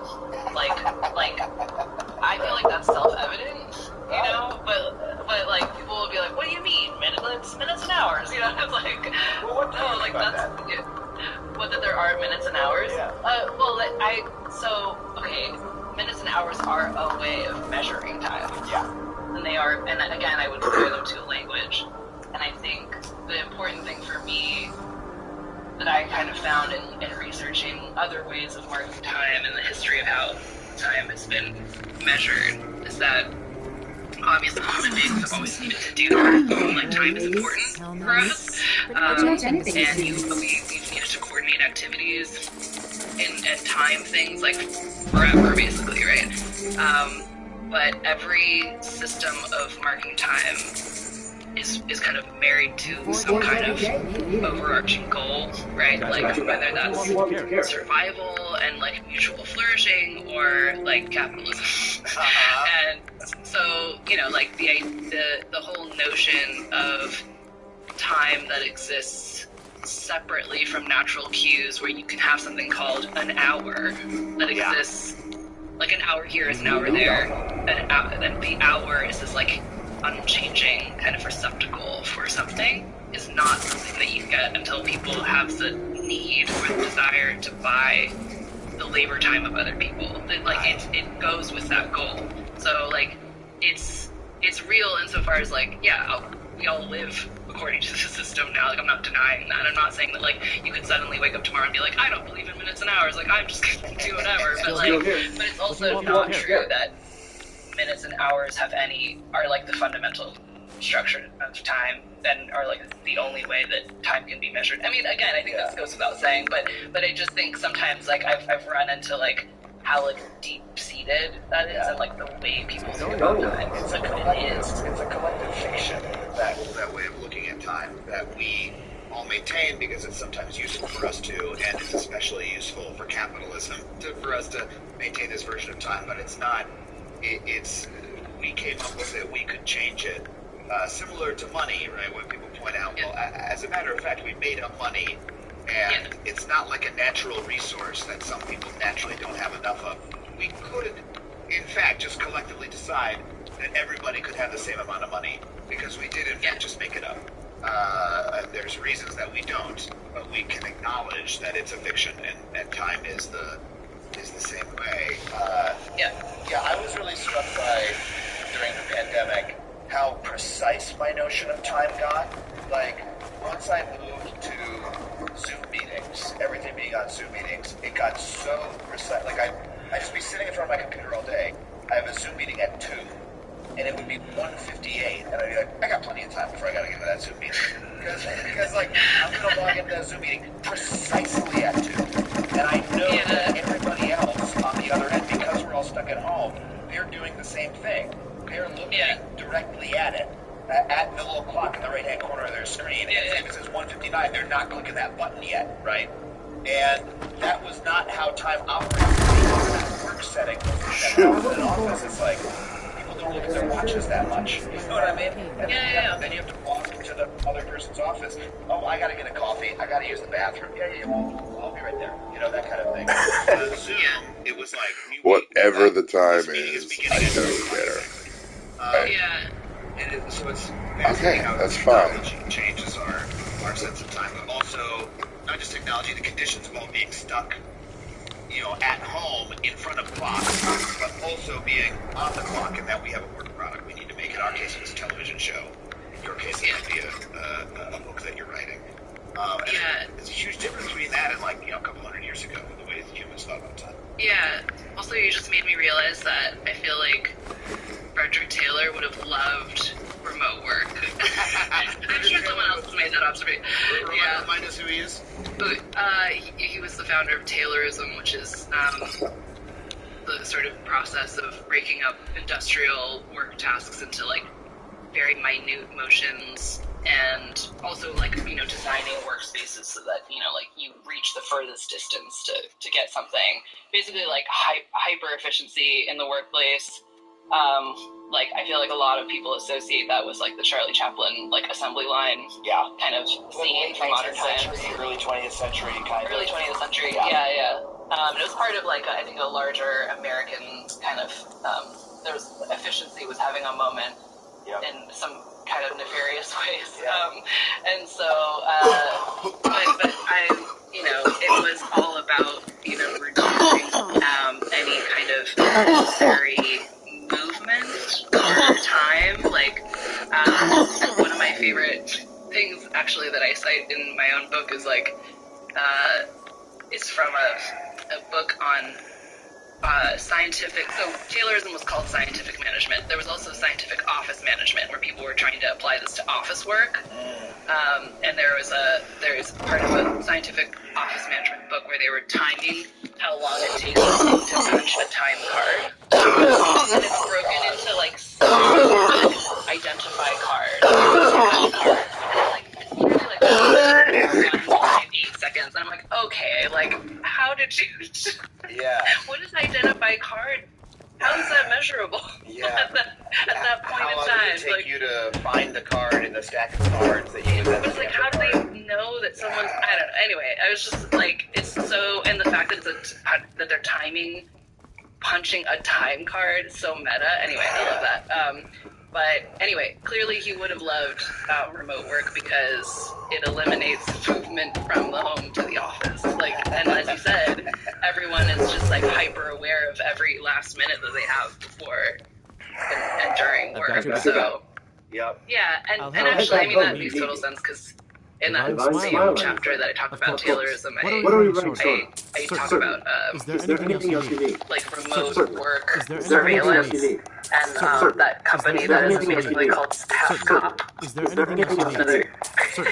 Really? It's called StaffCop. Yeah. This is a company actually that sells products that allow you to spy on your employees to see if they're working when they're remote. Measuring productivity, which is the same thing as measuring productivity and policing, basically wrapped up into one product. And Taylorism, by the way, is still being used on workers today. In fact, a lot of workers who are engaged in labor struggles, like the railroad workers earlier this year, their complaint is scheduling. It's that they have been scheduled to within an inch of their lives, that it has gotten so efficient and so precise that they can't have normal lives anymore because they're being asked to work crazy hours, or they're not getting enough hours in the cases of some other workers. But also, it's gotten so efficient that if one person misses a shift or calls in sick, they're actually not allowed to do that because then the whole system breaks down.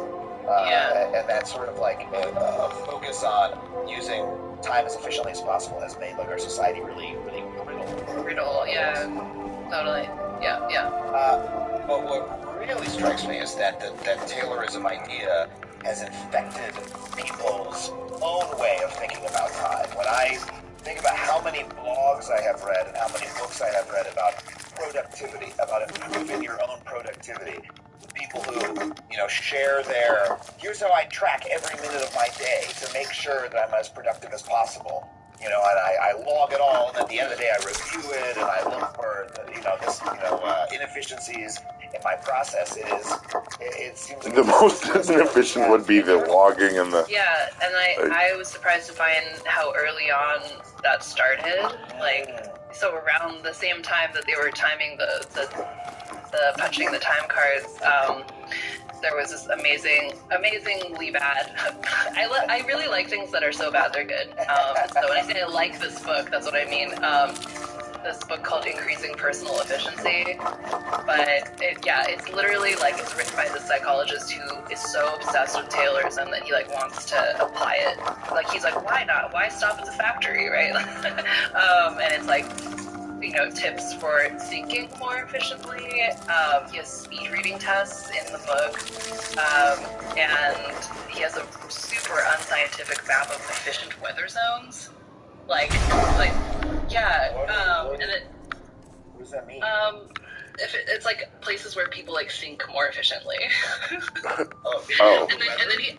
Yeah, because of the weather. And then he has like a little side note that's like, note that the best universities are all in the high efficiency weather belt. I mean, but I hear that today in that literally I've read studies about how poor air quality reduces productivity because it makes you think more slowly and you'll get less work done. Of course, it more importantly affects your health if you have poor air quality. But I've literally seen that about office settings, that you should buy purifiers for your office because it'll make people work more efficiently. Yeah, right. The reasoning is interesting. It's like, well, as opposed to health. Yeah, right. So that, I looked at that book, and then I also looked at this amazing magazine called Physical Culture, which was basically like a blend of bodybuilding, what do you call it? What do you call it when it's like, it's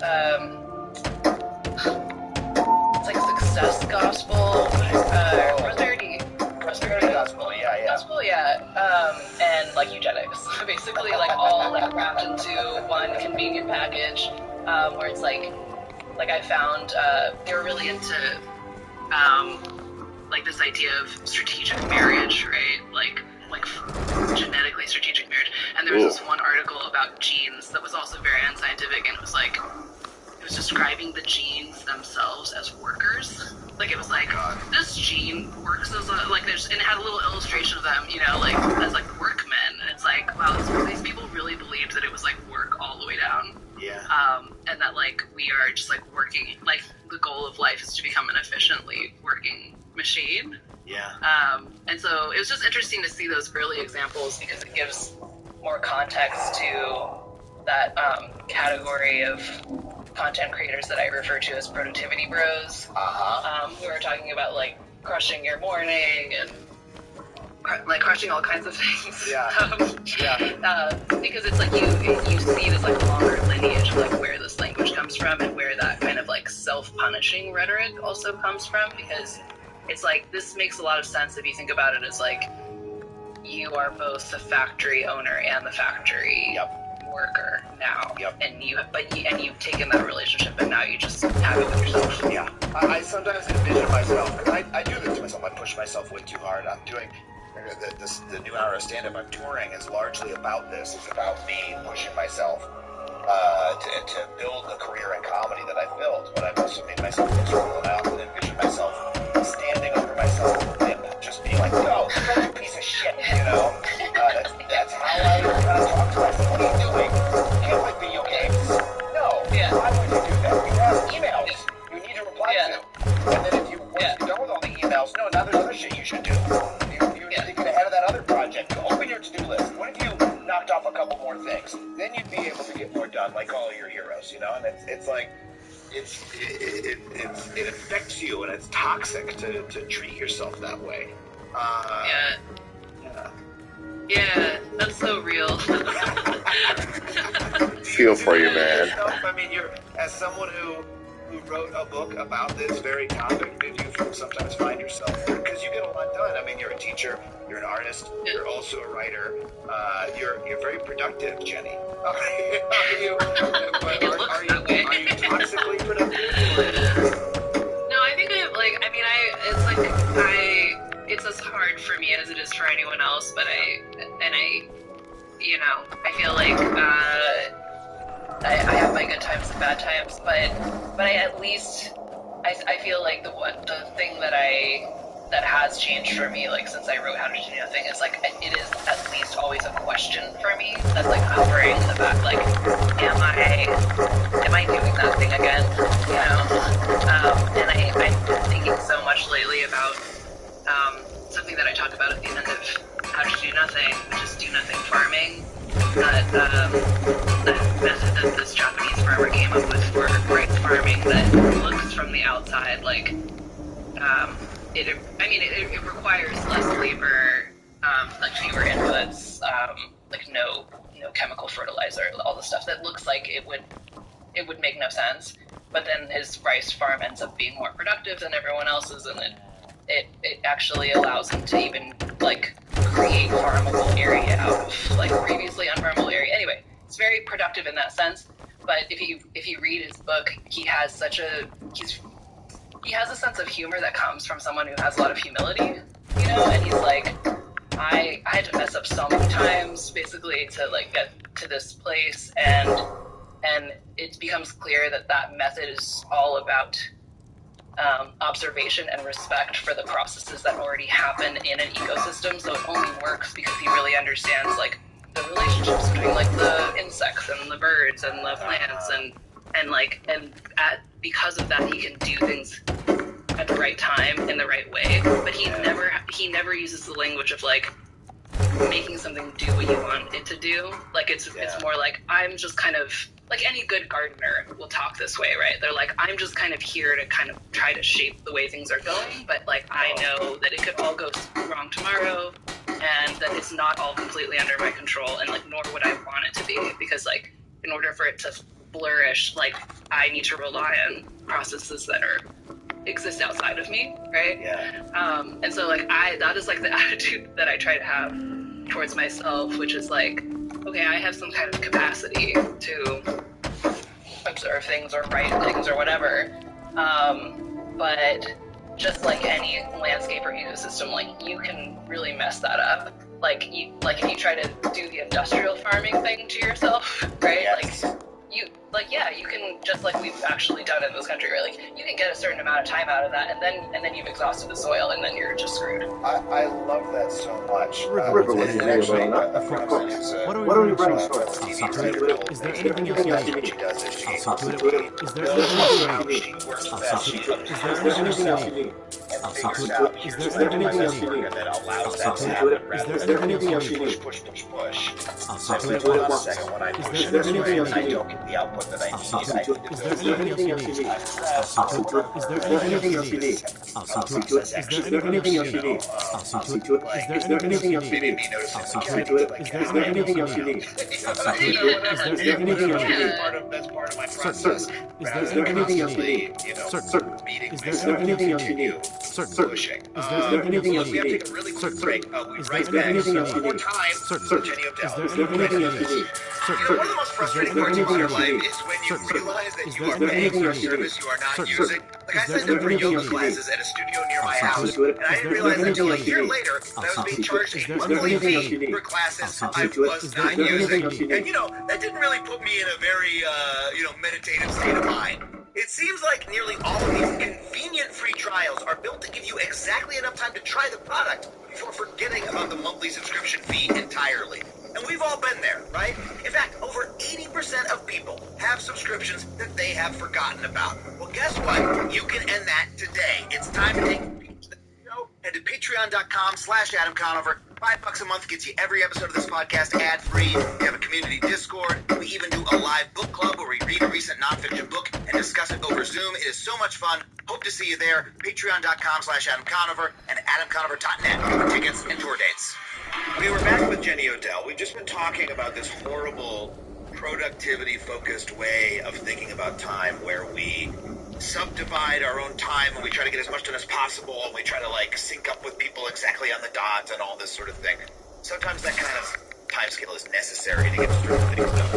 Yeah, I think that way to have a Zoom meeting. But what are some other time scales that we could be thinking about and what do we lose when we ignore those time scales? I think you funny, like, you could almost just look at anything else other than the clock, right? Like, either inward or outward. Like,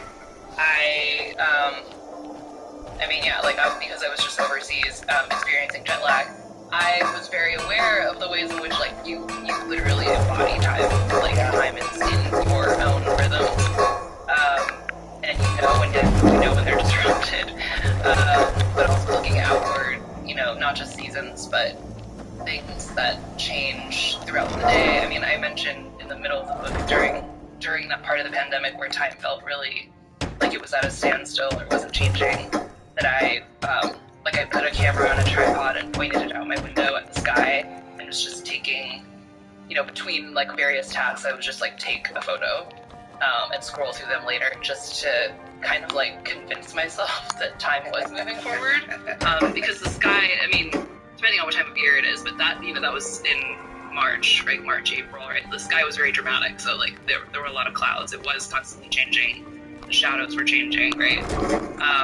So I don't know, like, I mean, in the book I do talk about like geological time as well, like these much longer time scales, but I think like what's more important to me than any particular time scale, because sometimes people will say things like, oh, geological time is helpful for realizing how like insignificant we are, which is like, which is true and is nice to think about sometimes, but I think what's more useful to me, like what I think about when I go to the beach that I describe in the middle of the book, is more just the sense of time as being active and dynamic and having change in it, like change, unpredictability, being able to recognize the agency of everything, right? Like outside of the human world. That is what feels like useful to me, like as a counter to this feeling that I think really goes hand in hand with abstract time, both on a daily and a kind of historical level, which is like this idea of that humans are like working machines and we live on a world that is inert and doesn't speak back to us at all. Yeah, what I love about geological time, what I love about talking to geologists, by the way, I've never had a geologist on the show. I should, because I love talking to geologists. Yeah, they're so great. Yeah. They're like very chill, cool people. There's probably some stressed out geologists, but I bet the perspective they have is they're like, everything is changing all the time so much. You look at like mountains are like evidence of change. Every spot on the earth is transforming itself at every moment, and that is what it is to study geology, and yet I don't see any of it in real time. I as a person, like since the invention of geology as a study in the 19th century, late 18th century maybe, like not much has happened geologically in that very short period. Yet it's the study of like huge amounts of change that are happening all around us, and that like gulf between the observed change and like the moment-to-moment experience of being alive is so cool. Yeah, for sure. And I also think there's things that are somewhere close to the middle. Like, there's a book that just came out here in Oakland called Deep Oakland by Andrew Alden, who's awesome geologist who I really leaned on for the parts of my book that are about rocks, because I am not a geology expert. So thanks to him. But he's had this blog called Oakland Geology for like more than 15 years, and it's just like it's like how a blog should be, it's like an old school, like it's just very consistent, and there's a lot of comments, like people are really like engaged in these articles. But I've read all of the books that are about my neighborhood and the kind of places that I go hiking, like in the hills. And I've actually been surprised at how there are things that are observable, right? Like, I don't know, if you think about like erosion, obviously there's a difference between like a huge amount of erosion over a long period of time and like a little bit of a cliff that fell off. Like, they aren't related. Those are part of the and I was really fascinated with the parts of John McPhee's book, Control of Nature, that I quote in my book about the San Gabriel Mountains, which I'm sure you're more familiar with than I am. But Los Angeles, yeah, but those are very sort of geologically young and very active mountains, and they're so steep that like rocks actually kind of can't hold on. Like all the ways that it's just constant, there's just constant landslides. And some of the descriptions in that part of that book are like, he talks about the debris flows that will happen, like, during a winter storm if there's been like a fire the summer before. And like he describes his family that like looks out the window, basically sees this dark mass coming towards them, and then their house fills up with rocks in like 6 minutes. This really and not the, yeah. They lived. They were fine. But like there's a lot about that occurrence that complicates, I think, the idea of like short term and long term, because obviously 6 minutes their house fills up with rocks. That's very short. The debris flow probably, I don't know, that must have been like maybe a couple evenings or something like that. But then as he goes on to describe, like those happen in the winter after a summer where there was a certain type of fire, followed by a certain amount of rain, right? So he also talks about one summer there was a fire. The city officials kind of like went around to these neighborhoods that are right up against the mountains and told them, there was this fire. You might want to be aware this coming winter there might be this debris flow, and no one does anything. And then sure enough, there's a debris flow, right? So then there's a question of like, well, did that debris flow happen when the rocks started coming down the hill, or when it started raining, or when there was a fire, or when there started to be enough like brush for the fire, like, you know what I mean? And then you could just keep going back forever. So it kind of like it's like this interesting question of like, what is an event? Like what are the bounds of an event? Yeah. I mean, we tend to neglect the other time scales that we are present for, I think is the recurring theme here. One of the things that really stuck with me about How to Do Nothing, and by the way, people, please read How to Do Nothing in addition to Denny's Notebook Saving Time. But you talk about how no matter where you are, there's features of the natural landscape you're in that no matter how much we pave it over, are still going to be there. You talk about watersheds and rivers. That, watersheds are such features of the natural environment that rain falls, water flows in a particular direction and collects and we cover it up. We can't really object to going downhill. And we still live in the middle of that system. And I feel like time is very simple. We still are present for these other time scales, whether or not we choose to acknowledge them. I read an article a couple years ago, and I believe this might have been in Earther, the climate-focused blog, but the journalist who wrote this, and I apologize for their name, they wrote about Barack Obama recently purchased a home, which is his purchased a home there. But if you look at the climate change maps published by the U.S. government, the place where he bought the home is predicted to be subject to sea level rise within, the next decade or two. And that will, eradicate the value of the home if it's even still puts in a climate-prone area. And this article pointed out if Barack Obama must know more about climate change than almost anyone else on the planet, being a Democratic president who is very well informed and reads a binder of documents every single weekend, and yet he made a pretty elemental mistake of ignoring what is going to happen with this piece of property he purchased over the next couple decades. If even he made this mistake, what hope do the rest of us have, basically? Or it pointed out a fundamental problem that we have of thinking on the scale of climate change. So let's bring it into that. I mean, how can different perspectives on time help us think differently about the ecological crisis that we're slowly rolling into? Yeah, I mean, I think there's a really kind of understandable reaction to that's part of that inability to think about the future, where it's like your mind kind of turns away from even imagining how you might respond to something. I'm thinking about there's a little detail that I cite in the book where in Pacifica, which is next to San Francisco, and it's a city that is right on the cliffs, has already had a lot of problems with erosion, and there's already, like, you can go there and see, like, condemned houses or, like, lots where there used to be a building. There were some, basically, meeting minutes that I saw where people were debating, people who live in the town were debating, like, what to do about, like, the seawall failing, basically. That's in the main part of the town. And some people were arguing for restored shoreline. There's also, like, managed retreat, right? And then there was one comment that was like, I don't want any of that. I just want a seawall that works for 50 years. And, like, that number was so interesting to me. Like, it's like 50 years. Like, is that how long you think we were going to, like... Yeah, they're about 45, and they're like... they're doing the math. 50 years is enough. That'll be plenty. Yeah. And I think it's, like... I think that's kind of a pretty common, like, sort of... That's an extreme example of, like, a common, like...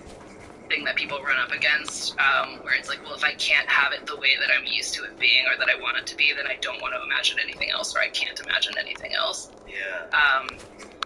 And so I think, again, that's one of those places where it's so important to not see time as this, like, linear foregone conclusion type of thing. In the book, I compare it to trying to imagine having a conversation with someone before you've actually had it.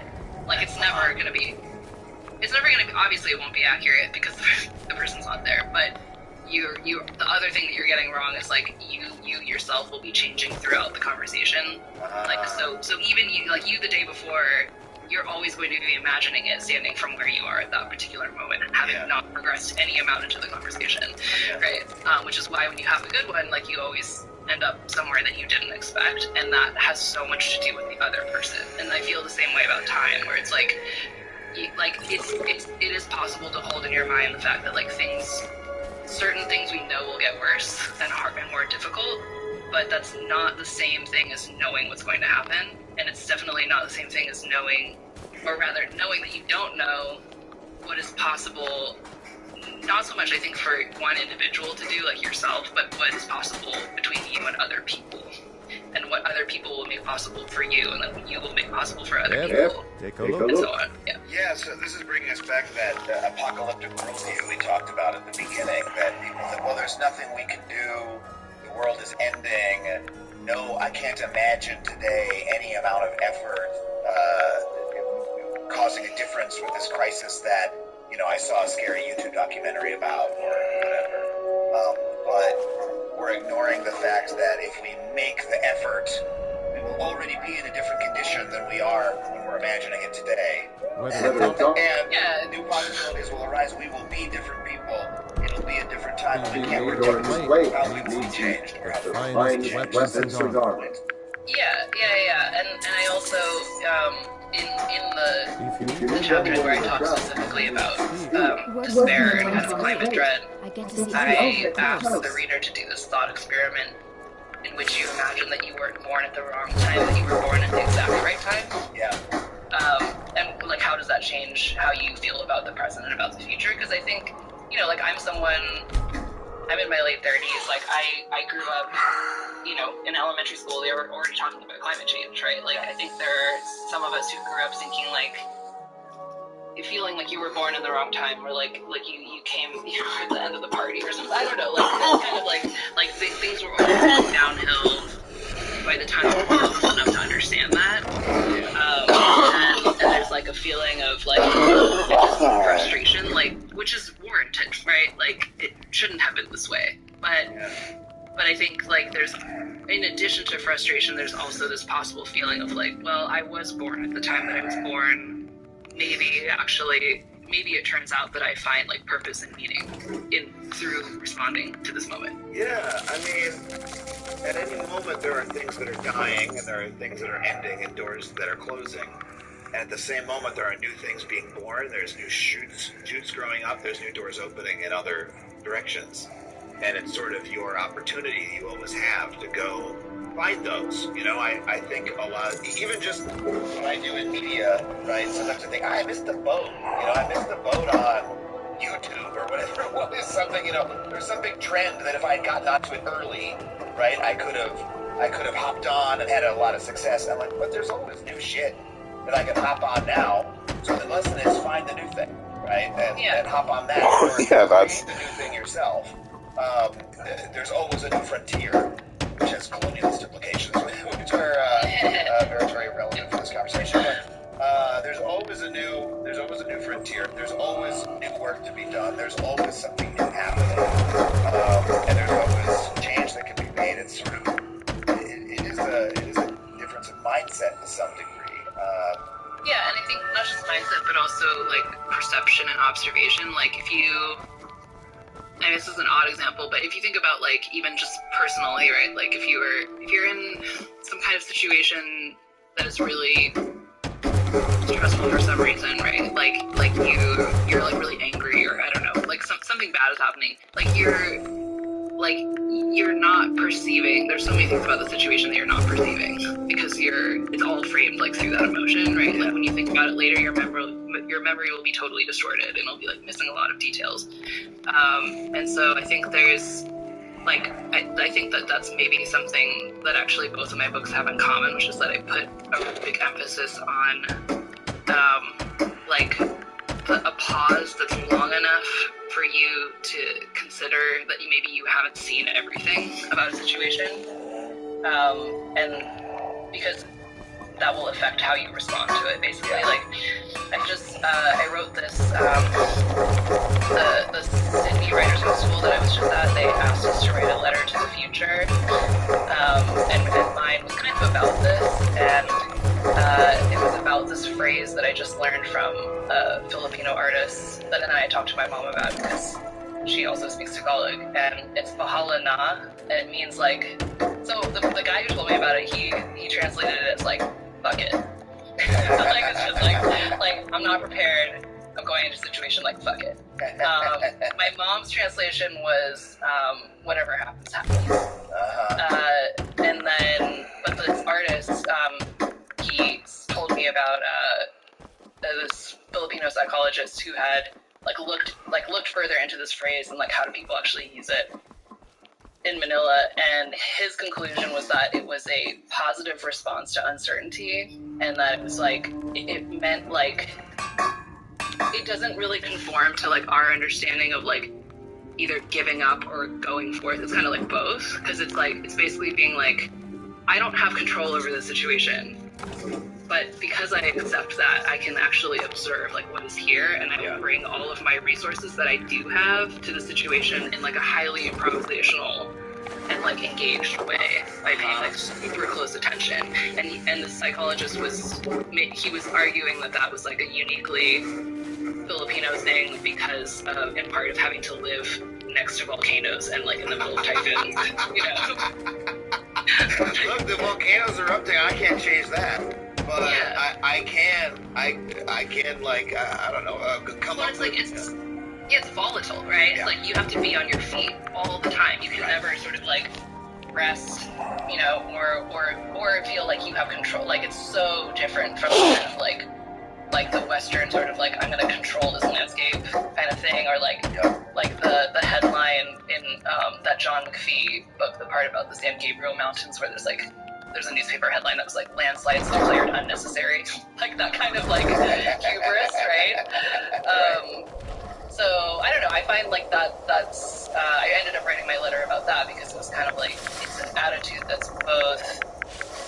It doesn't recede from the situation, because I think like either being blindly optimistic or just kind of resting in despair. Those are both kind of a way of pulling back from the actual details of the situation, like as it's unfolding right now. Yeah.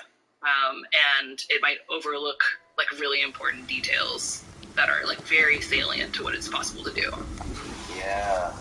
Yeah, I sometimes, what was the phrase again? Say it again. Bahala. Yeah. It's such a beautiful sentiment, and I find myself adopting that point of view sometimes where I think a negative way that's right, it is what it is, you know, which is that people often hate to hear that. But that is a perspective I try to take sometimes. I'm like, well, I need to stop worrying about what should be, right, and say this is what is. right? Right, exactly. Yeah. Like, it's very helpful if you can move on to that second question, right? It's like, okay, I accept this, now what? It's the now what part, but you can't get to that part unless you, kind of stop hitting your head against the wall. It's like when people get mad at bad drivers, you know? Guts on is the road. the finest weapon around. God, why don't people know how to drive? Well, guess what? There's gonna be bad drivers. Like, we're not gonna get rid of those, right? So what are you gonna do? you know? How do you respond to that? How do you Don't forget to design a transportation system that's resilient in the face of bad drivers? Blah blah blah blah blah blah. You could answer the same question about climate change. Yeah, it's pretty bad. But Welcome to take a look. Instead of we can have space for grief about that too. But you have to. You have to. But there's always the opportunity to Good doing business with you. Look at what is and say, okay, what am I going to do that's going to be creative and improvisational and constructive in the face of that? Is that sort of the point? Yeah, and then you might surprise yourself. Like, I always think about Rebecca Solnit's book, Paradise Built in Hell, which is about both man-made and natural disasters. In that book, she talks to and researches, people who were responding in some way, like in the wake of a disaster, so 6 earthquake or Katrina, and especially pushing against kind of larger narratives in which people were portrayed as being very selfish or individualistic, and she finds not only that people stepped up in ways that were surprising to themselves. In some cases, she finds that people are nostalgic. Like, they'll say, well, obviously it was this horrible disaster and there's this loss of life, and that's traumatic, but it was also a time when they maybe met their neighbors for the first time and had a sense of purpose that was very unfamiliar to them. It's like you went off script or something. And I think there's a really interesting kind of question in that book, which is how do you keep that window open and not have the images be disaster? Because I think we did see that during the pandemic as well, right? Some people really stepped up and they did things that hadn't been done in ways that they hadn't been done, and they made use of things that were not supposed to be used for those purposes, right? Like things that were even just building spaces, right? Like using them for other things, right? Like, people are very resourceful, and there's a lot of creativity in that, even in the midst of something really terrible that involves a lot of grief. And I think being open to that, is not just practically useful because it allows you to have those responses, but it's also a really, really important source of hope.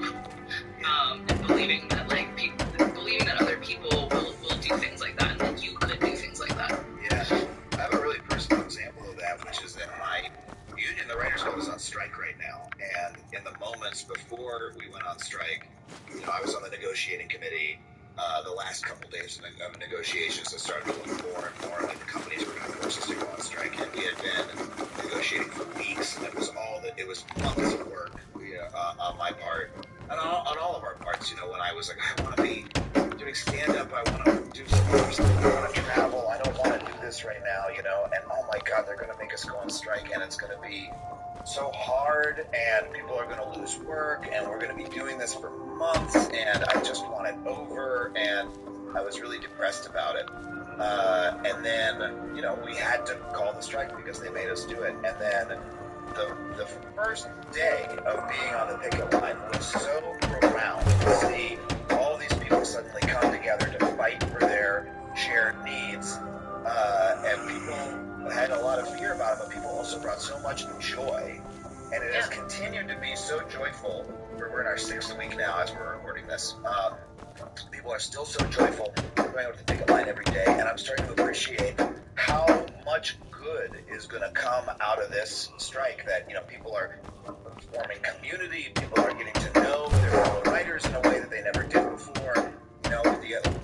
Earlier this week we had a Pride Day on the picket line, and it was like, here's all of our LGBTQ plus, writers and supporters showing up. And I, as a straight guy, get to come and participate in that. So do so many other writers and go, oh my God, like, yeah, this is part of our union too, and we have a shared struggle here, and that's going to lead to more understanding between people. And the amount of good that is coming out of it that I could not have foreseen when we took that first step is enormous, and more things are going to happen that I'm not expecting. And that sense of possibility that once you actually begin to fight, avenues will open up in front of you that you never even thought were possible before is so cool, and it's something that I'm trying to remember. It's a little bit similar to when you also, another example of this is went on vacation a little while ago, and I was so stressed out because I had so much work to do, and I was like, I don't want to go on vacation, I'm going to be stressed out the whole time. And I kept trying to remind myself, when you're on vacation, you'll feel differently because you won't be at work. And you'll have a capacity for other additional experiences that you don't have right now. Because you will be in a different place and you'll be experiencing something different. Totally. But really resonating with everything you're saying. Yeah, and I mean, that's also, and that continues outward too, because I feel like I was in Australia and people knew about the writer's strike. Like, they were excited about it, and it matters for them too, right? It matters for people to see that, it matters to see that, the joy and just, these things that, no one could have predicted, not that long ago, and it sort of puts the seed in someone else's head, right? They're like, oh, well, this is possible, maybe I can also do this, and then they start talking to other people, right? So it's really I don't know, I have this, the unofficial motto of my book in the middle is that, time is not money, time is beans. I have this whole thing about beans in the middle of the book. What is this? You have to expand. I'm sorry, what do you mean by this? Okay, so time is beans, because I talk about being in a garden with my friend who's in her 70s, and she was planting these beans that she told me are descended from beans that she got 20 years ago, and she does not remember where she got them. And so she thinks maybe Home Depot. It's decades ago. So she grew them at that time. She gave them to her friends. Her friends ate them. Everyone agreed these were so delicious and amazing. They wanted more of them, but now they don't know where to get them. So her friends grew some of them to seed and gave them back to her. Wow. And then she gave them back to some other friends. They give them back to her. They give them to other people. So now she thinks that those beans exist all across the country. And she knew what I was working on the book at the time, so we were talking about it, and we were like, oh yeah, that's it's kind of interesting how a bean has both the past and the future in it, right? It's descended from this line of beans, but there's also the potential for further beans. And I mentioned in the book that I Googled, can you plant store-bought beans? And I was so shocked that you can. I was like, what? That they're not sort of dead commodities. They're seeds. They're seeds. And so she and I were talking about, what if you think about time in less than a zero-sum transactional way, where if I give you some of my whatever abstract time cubes that I wake up with in the morning, and I have less and you have more now, what if instead of thinking that way, we thought about it more in terms of these seeds, right? Something that you do for someone might sort of bear fruit down the road, maybe decades later, maybe very soon, and it will continue to for a really long time. And I feel kind of what you just described is that, right? It's it starts from a moment, and then that moment enables all these other moments, and then that kind of cascades, and it will ultimately change. It is about work and about value and time. It will change people's experience of time. Yeah. On a lived level. Yeah. Well, how do we, man, I love talking to you because you have such a wonderful consciousness of all these other ways of being, and it feels like, at least talking to you, that you are holding it in your head and your being at all times. I'm sure you don't always feel that way. But how do you have any suggestions for folks who, like me, get a little too productivity focused and a little bit too anxious about time, right? How do you suggest people go and participate in the sort of other forms of time that you're talking about? How do we make our time more like beans on a day-to-day basis? How do we be beans, Jenny? How do we be beans?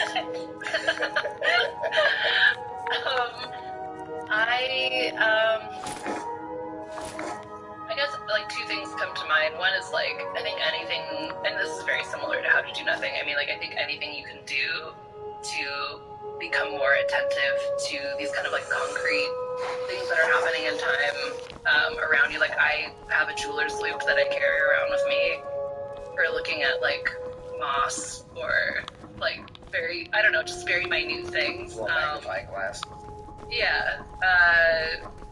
I think just like maybe even more generally just the capacity to be like surprised is a really important kind of like antidote to that wish to control everything.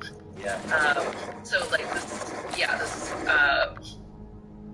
awareness and attentiveness to like things that are changing outside of you is I think one way. I mean, you can't be there all the time, right? But I do feel like it kind of counterbalances that.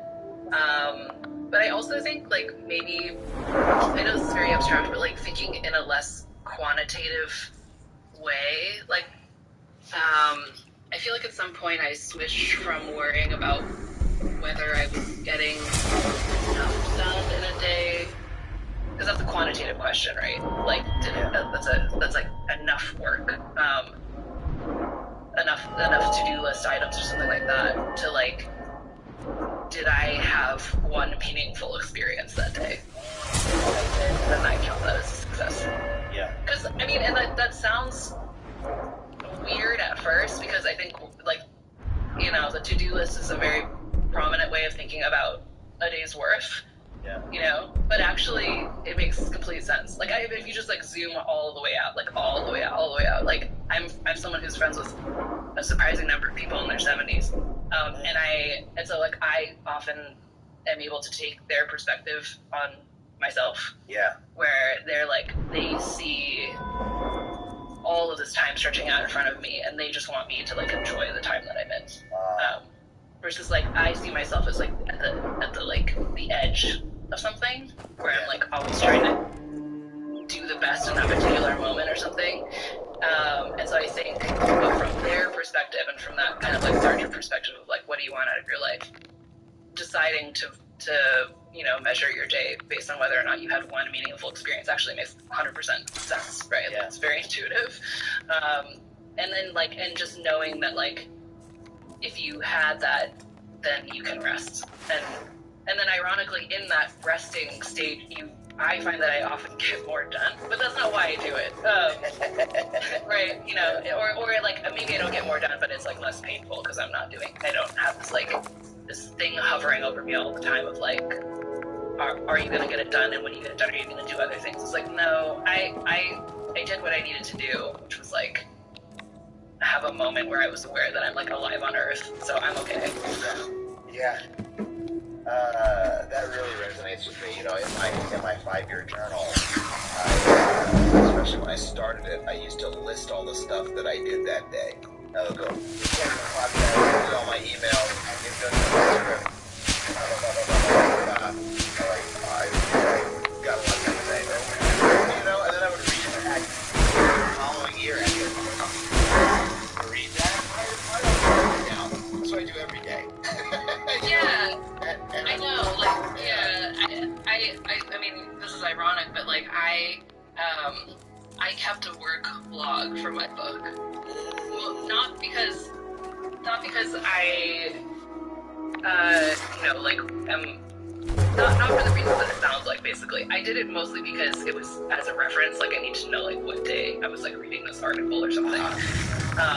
But it is this monstrous document, because I would list things, like, that wouldn't look like work to other people, like, I thought about X, or something like that. That's good. That's work. Yeah. That's the part of work that's often hard to do when you're a creative person, is actually do the thinking. It's easy to collect and read and whatever, and then the actual thought is, like, hard to put in sometimes on the email. Yeah, totally, right, and then if you're actually doing that kind of work, like, you know that, it just doesn't look that way to other people, but when I got to the end, I actually, I can't look at that document. It's I don't know how to describe it. It's like, it's so, it makes me feel nauseous to look at it. And it's like, and actually I don't think it should be looked at. I think the product is the book, right? Yeah. Like, the product is the book and the way that, like, I think differently. And it's really interesting to compare that work log to, for example, my actual journal, which only has kind of like what I'm thinking about and like something that I like changed my mind about. Like, it's like a record of change. Like, kind of like, oh, I'm this person now. Okay, like I learned this, so now I'm this person, right? Like, that reads as like a coherent, meaningful document. The work log is just like, sublimely terrifying. Yeah, what I'm gonna say is when I'm trying to work into after reading enough of those horrible entries, now I try to write down, like, if I saw something beautiful or surprising or shocking, or even just if me and my girlfriend learned something together in the sand, and I want to remember that phrase so that a year later I can be like, oh, I remember this, like, meaningless bit, you know? That's, because that is the stuff that makes life worth living. It's a cliche, but that is. Yeah, I think actually going by, like, so I write about this in the book that I've had journals since I was old enough to write, and I have all of them, which I don't know if anyone should have all the journals that they have written, but it means that I know a lot about what I want to read in the future. You know, like when you're writing down, like, oh, what am I going to want to read in the future? And it is what you just described. The thing that you want to read in the future is, like, the thing that you thought was funny, the weird thing that, like, a stranger said to you, something that you were really surprised by, like a moment of, like, wonderment, you know, like, you don't really want to hear about, like, how you had so much stuff to do and you don't feel like you have enough time to do it, because that's all the time. You always have that, you know. But it's like these kind of like the very easily overlooked kind of like textures of everyday life that you're so you can so easily take for granted. And I think knowing that and looking back and seeing that that's important is really helpful for not taking it for granted in the moment. You know, I also have those journals. I have journals that I kept when I was like 11 all the way through like early college, and then in my 20s I didn't keep any kind of journal, and I regret it. And part of the reason is when I look back at those old journals, I'm like, sometimes I am like, this is boring. Like, I don't care about what I wrote here, but also I am looking at, like, you know, a past version of myself dragged this pen across this paper and chose to write this stuff down. And I reveal things about myself that I did not realize I was revealing at the time. So even when I go, I'm sure 20 years from now when I go back and look at the stuff that I wrote when I was trying to productivity creative, I'm just like, I didn't get enough done today. I go, wow, my past self was like really fucking obsessed with work when I was, 35 or whatever. And I think even that is valuable, because it's what I really appreciate is not just, oh, what do I want to remember in the future? It's just, the reason I love the 5-year journal is I'm experiencing the change. I'm looking back at it and saying, oh, here's how I was differently a year ago. Here's how I am now.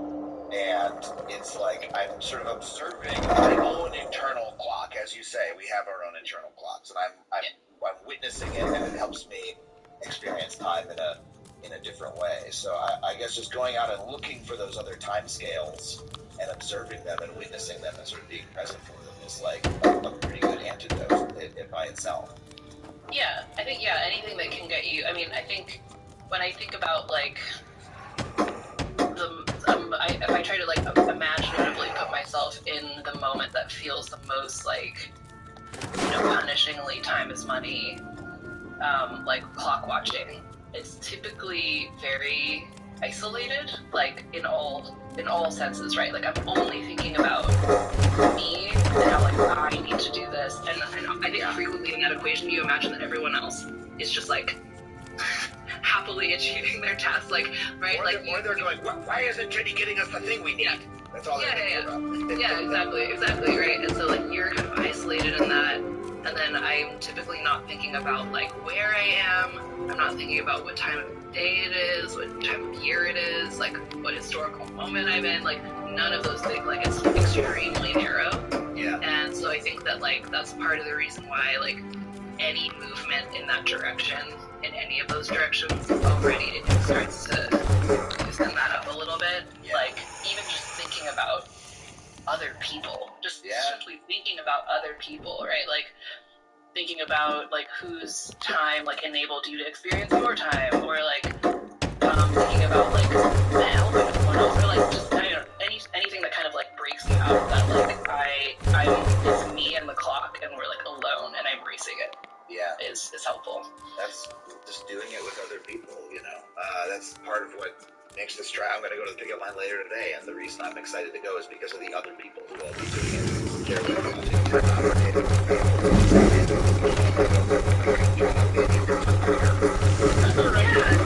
day every day as long as we have to. And on top of that too, I think like that's such a. I mean, I brought it up in one of the events that I was doing in Sydney as an example of, you know, like the limits of individualistic ways of thinking about time, and not having enough time, not having control over your time. Like, there's a woman that I interviewed for the book who's an admin for a Facebook group for working moms, and we were talking about like time management specifically aimed at like working women, and she confirmed my suspicion that she as a reader felt insulted by that kind of advice, and she was like, I personally think it would be more useful for me to get 6 other moms together and each one of us would make dinner for everyone else one night of the week. Like already she just intuitively sees past like this supposed path of like managing your time better. Like you can only get so far. And those books never talk about your job. They never talk about what women being expected to do more. Like those structural things are usually not part of those books, which I don't really blame them, but it means that there's like a limit, right? And I think that like the writer's strike is a beautiful illustration of like that recognition, where it's like this, like the worst case scenario is when everyone is very isolated and competitive and not talking about their experiences and how much they've been devalued. And then the best case scenario is when like everyone realizes that they have this in common and they realize like how much is possible if they do it together. Yeah. It's impossible to solve the problems that we're trying to solve on an individual basis with better use of by being more efficient or whatever we have to be. Like more employable, like and everybody recognizes that, even the people who are most successful at doing that, and that's why we do it together. Jenny, we have to wrap it up. I could talk to you for 1,000 years.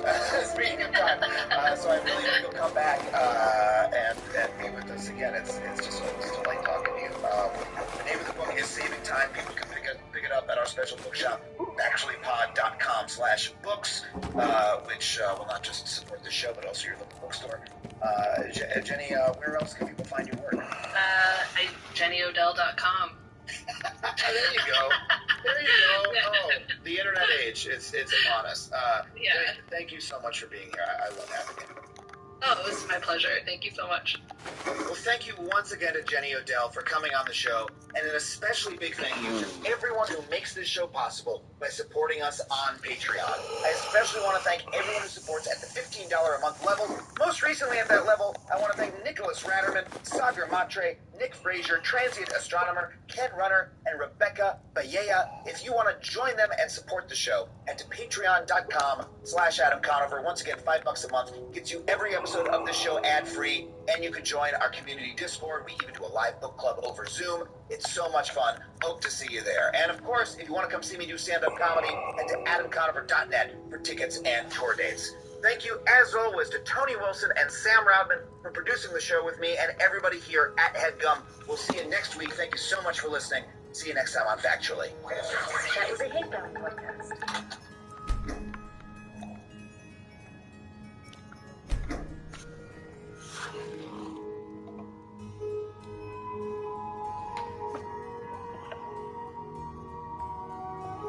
Hello and welcome to Factually. I'm Adam Conover. Thank you so much for joining me once again as I talk to an incredible expert about all the amazing things that they know that I don't know and that you might not know. Both of our minds are going to get blown together, and we're going to have so much fun doing it.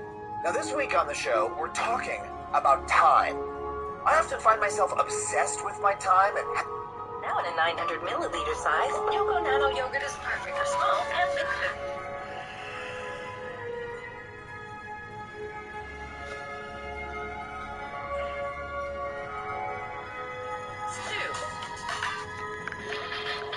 Your chills will get chills. Try our new frozen A&W root beer. Hi everyone. As we was down, there's believe, or at least claim to believe, a balloon inside a giant snow balloon. And supposedly keeps the air from bubbling up into the water. Yeah. The Bible actually describes the earth as a storm surrounded by water. One way they try to define reality is actually a globe surrounded by space. Pointing out that if that were the case, the atmosphere is right away because there's no container keeping it in. Gas pressure requires a container to become a floor for long drop, just like water destroys its stuff. So let's talk about gas pressure.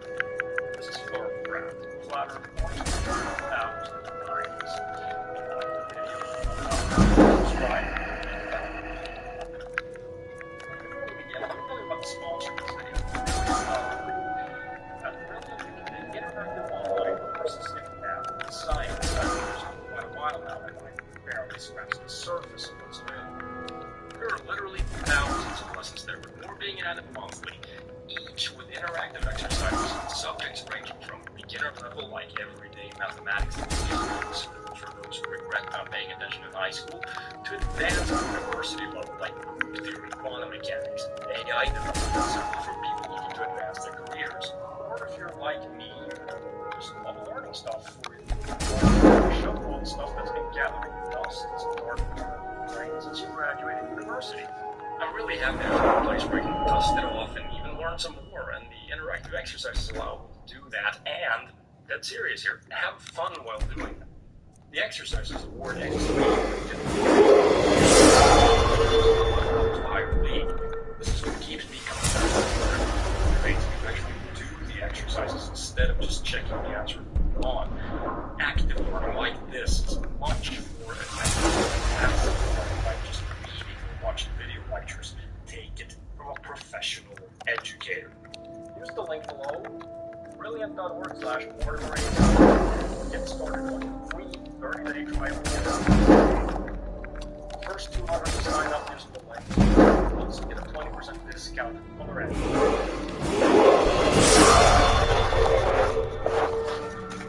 When you level the volume of air at high pressure, surrounded by a larger volume of air at low pressure, what goes on pressure equalizes. It's really looks like force, right? Without a sealed container, pressure equalizes. Ergo, if you have a relatively small volume of air surrounded by a huge vacuum, the air should reasonably spread out to fill the vacuum, creating a huge volume, infinitesimal pressure. So far, this seems perfectly reasonable. But let's define a problem. Suppose instead of filling the balloon with air, we fill it with helium.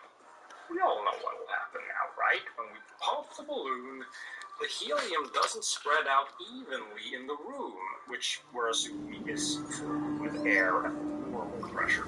The helium goes up, because even at the pressure inside the balloon, it's less dense than the surrounding air. What do we call this first?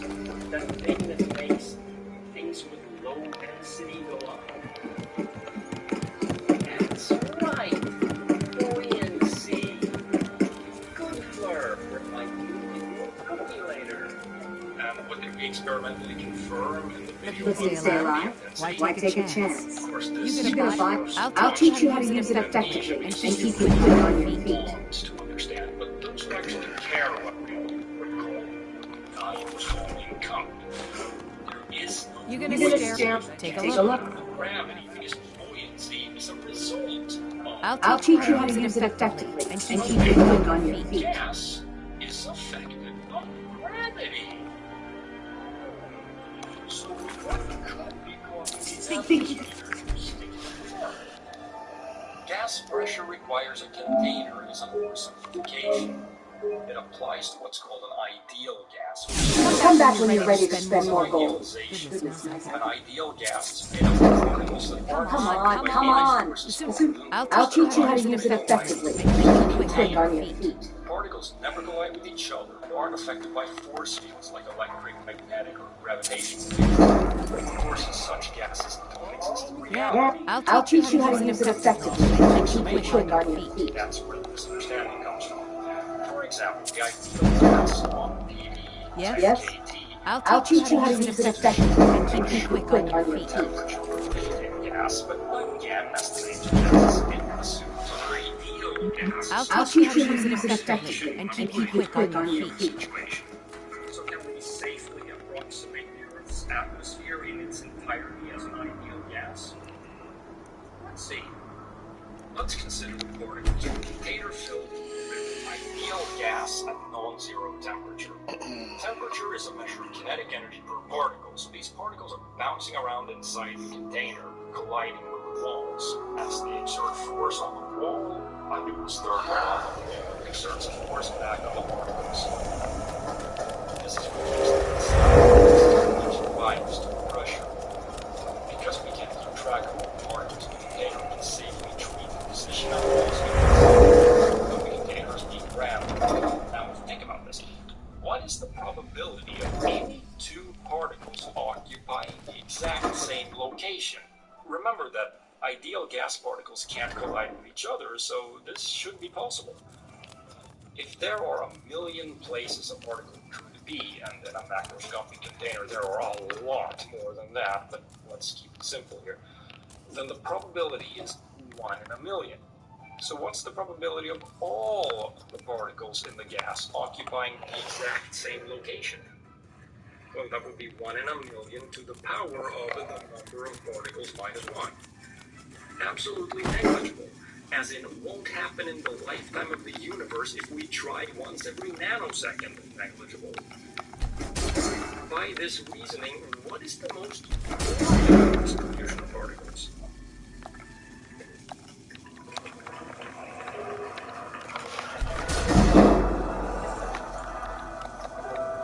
My coding exercises, my thoughts, feelings, ideas come alive.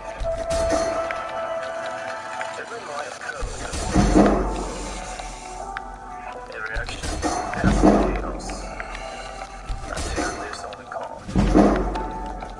This is how it feels when I master my flow.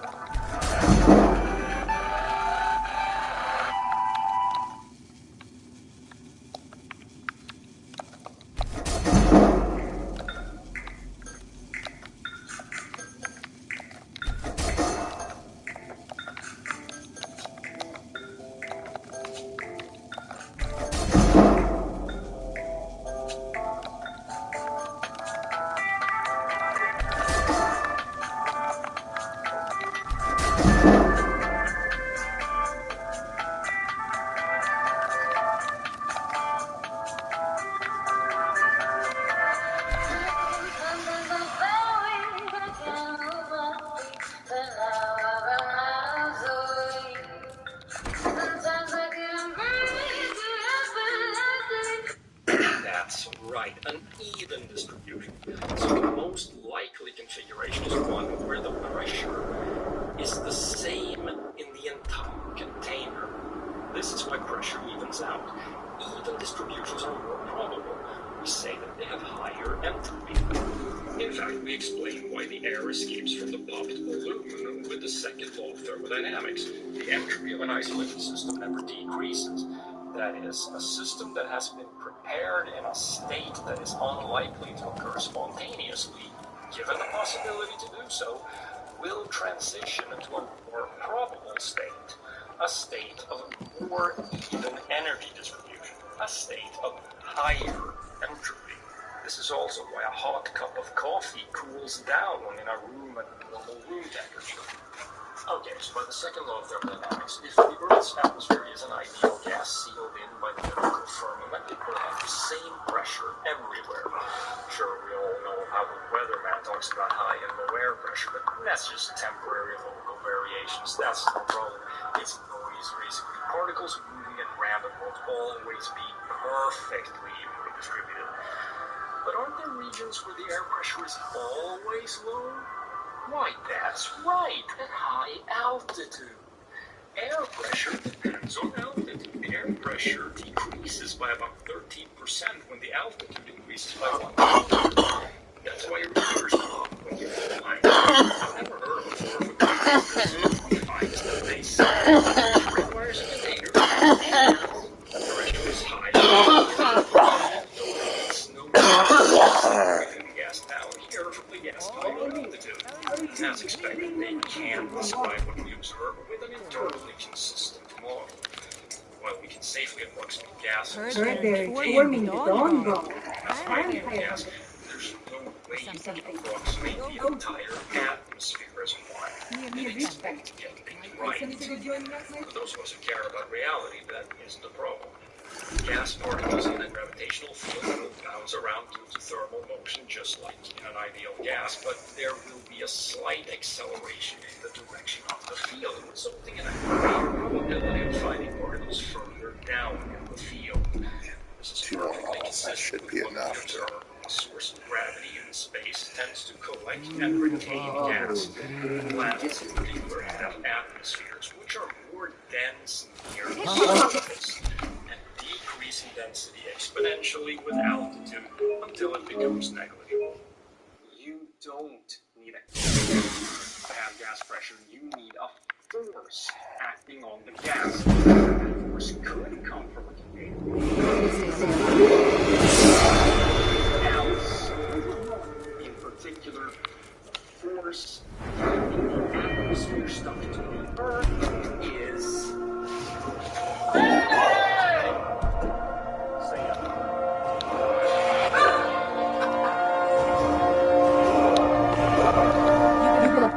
I'll teach you how to use it effectively and keep you quick on your feet.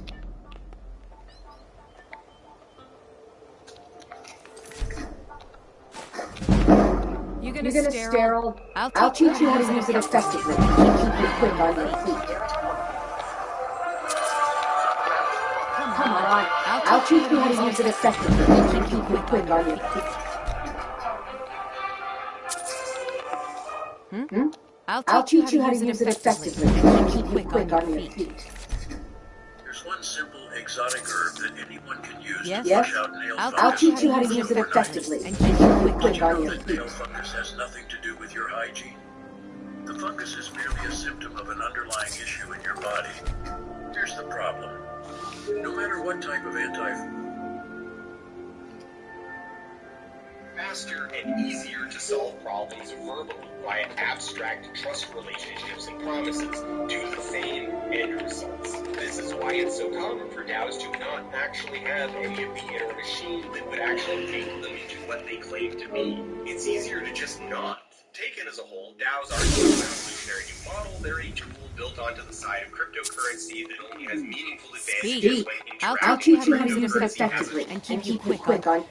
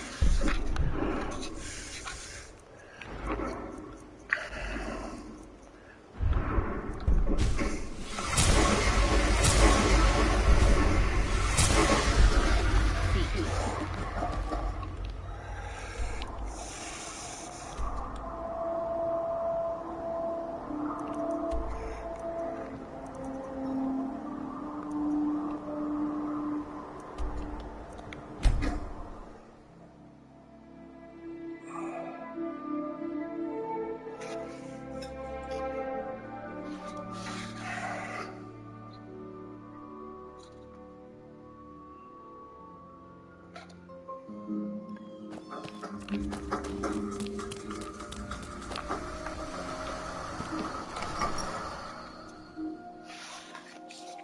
me know if you see anything you like. Why you...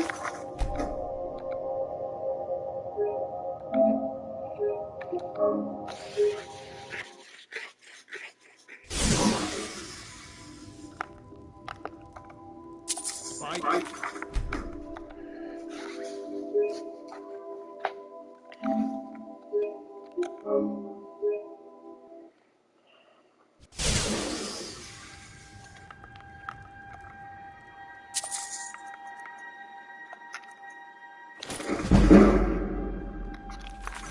Get the word.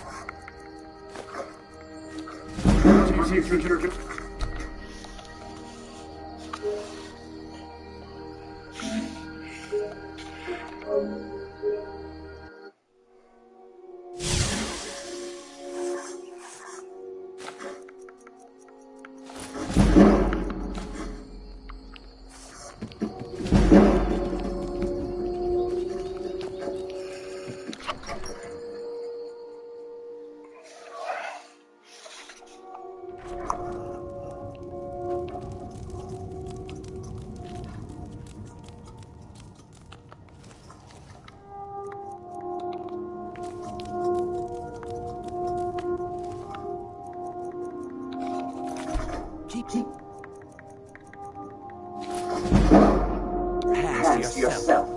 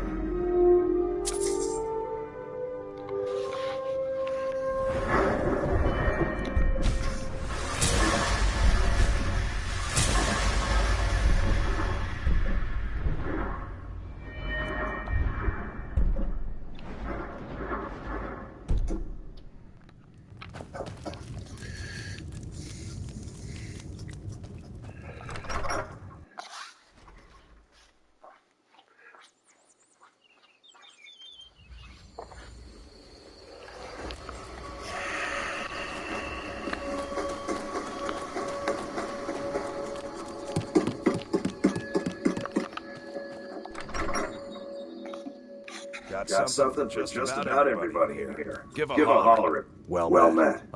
Some may call this junk. Me, I call them treasures.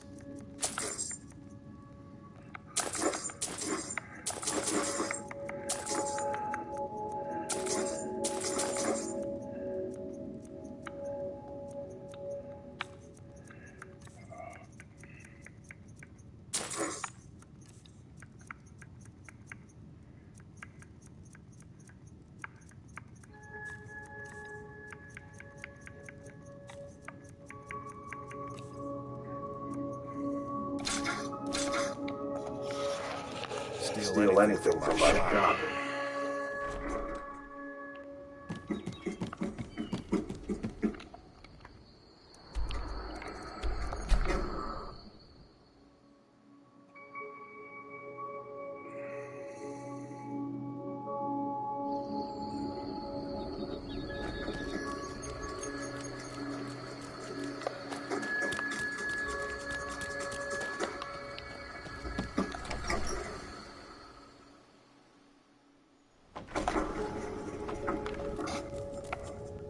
The river would bit of this and a bit of that.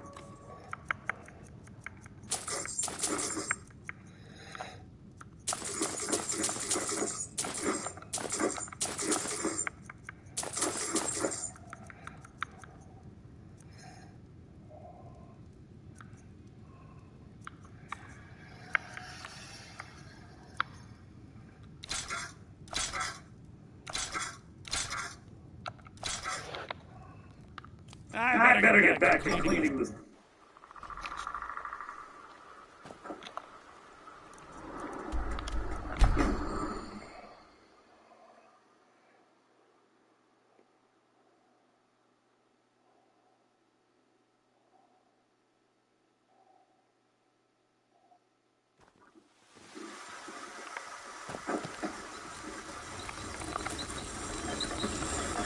Got some good pieces out here. Take a look.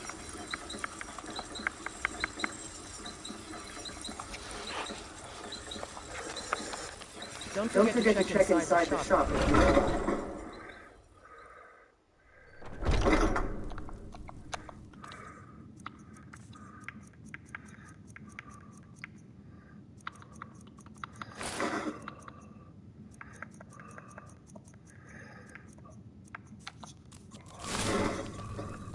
Welcome. Looking to protect yourself or deal some damage. Good doing business with you.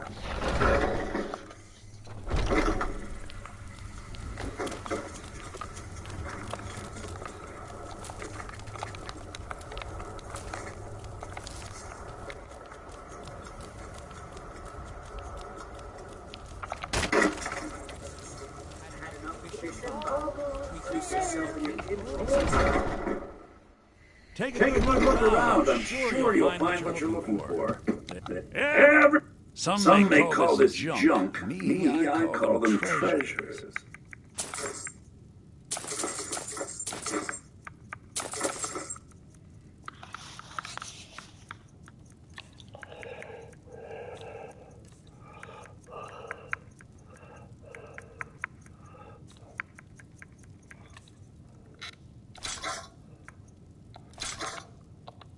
Do come back.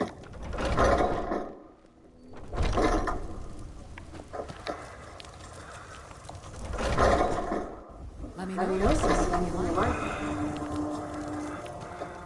You look rather... I think I can teach you a thing or two. So you're interested in my potions and ingredients?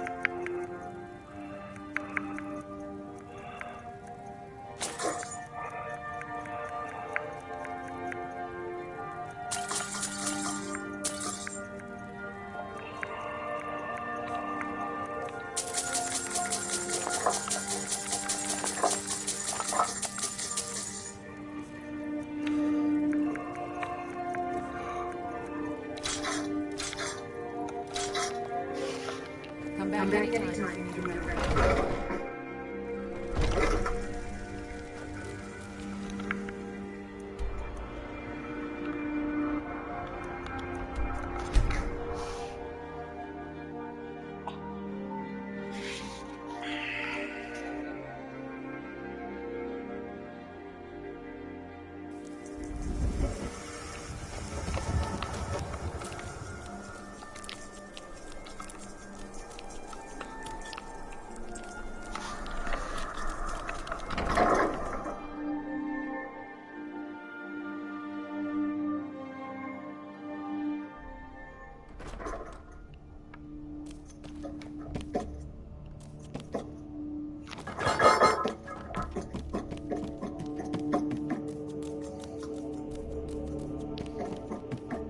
If I needed some. I had you figured for me. I think you'll appreciate this.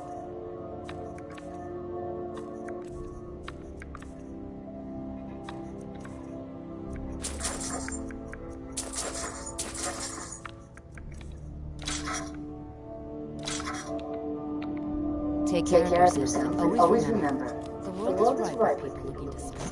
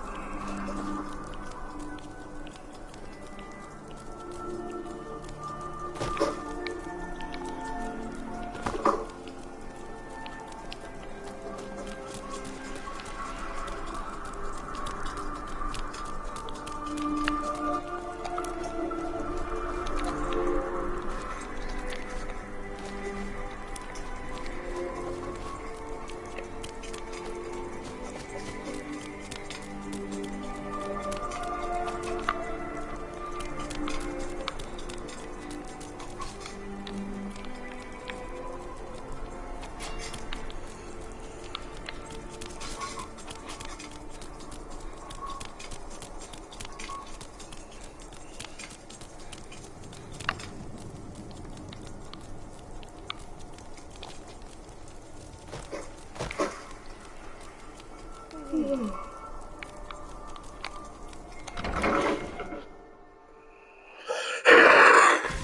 me know if you find something you like. Well, you're a traveler, correct? Have you been to a white one? Wonderful. I hadn't really hoped.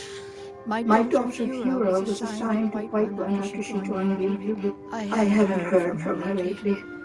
I've tried talking to Captain Aldous, but that's very sweet of you. No.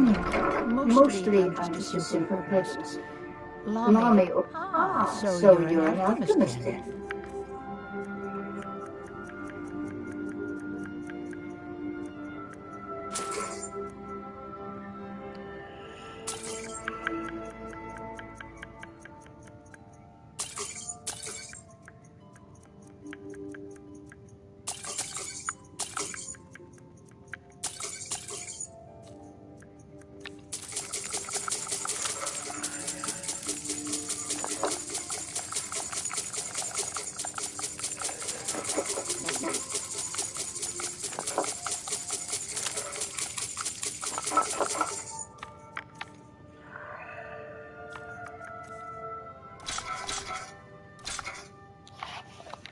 Don't forget me next time you need herbs or potions.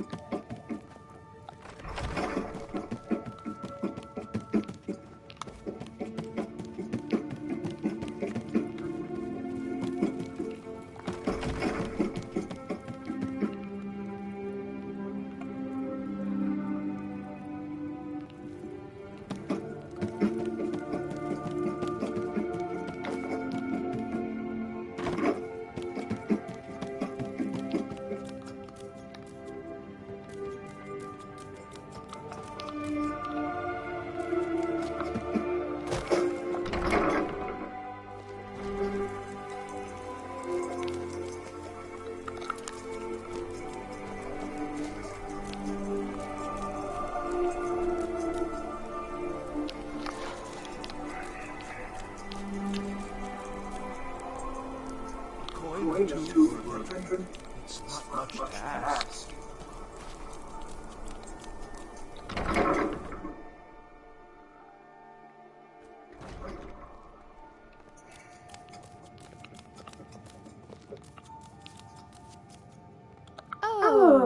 What a clothes and raiment for the discerning customer.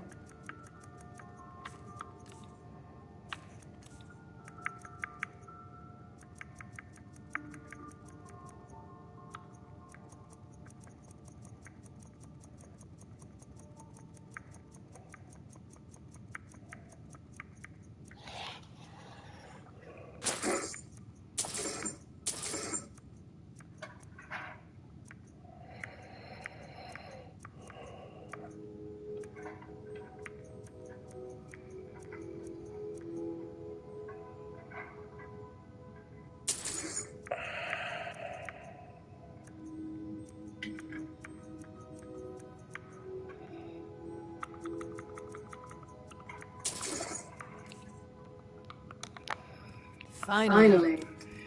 Why, hello. Take a look.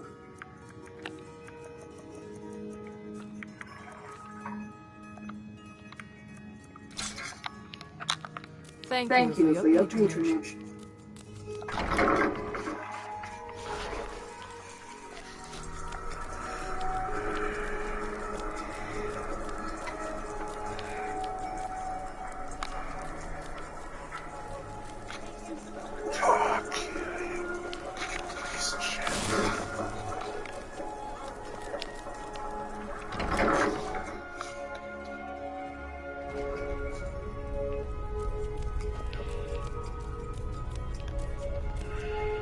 Earrings. Take a look.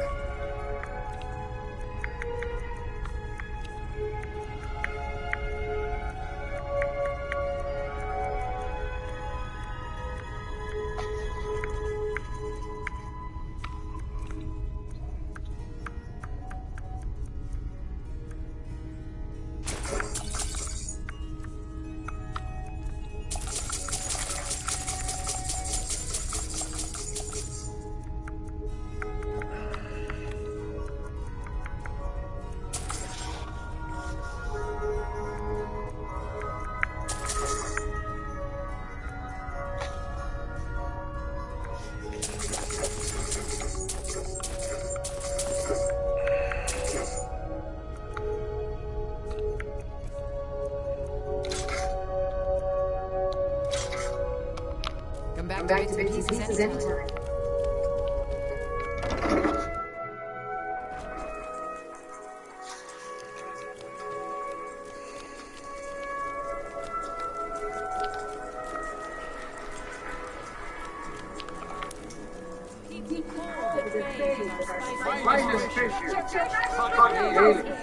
The divines leave in the streets, and they can save you from your job, right? If you need a place to sleep, head over to the Weeping Steamer.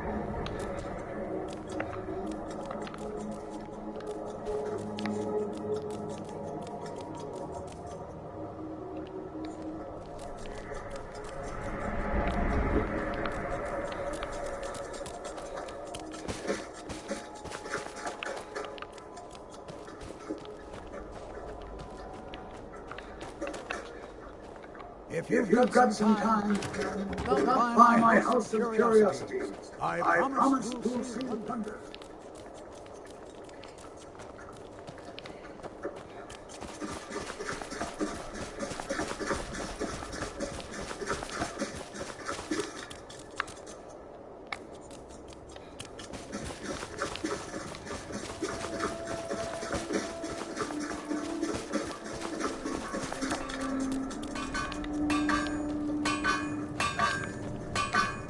F, the finest weapons and armor.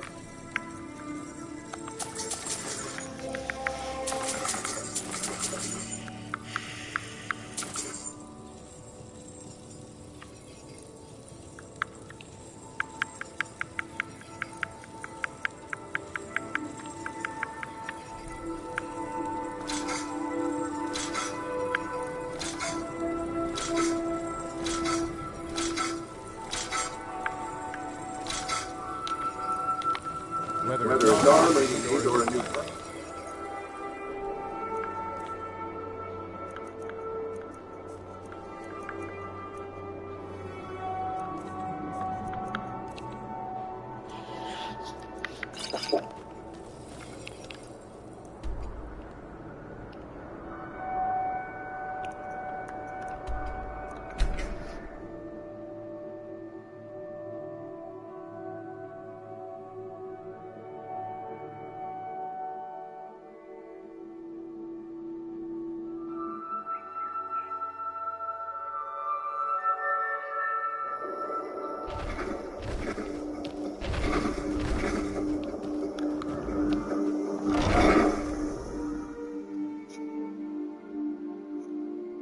I trust you're not planning any trouble.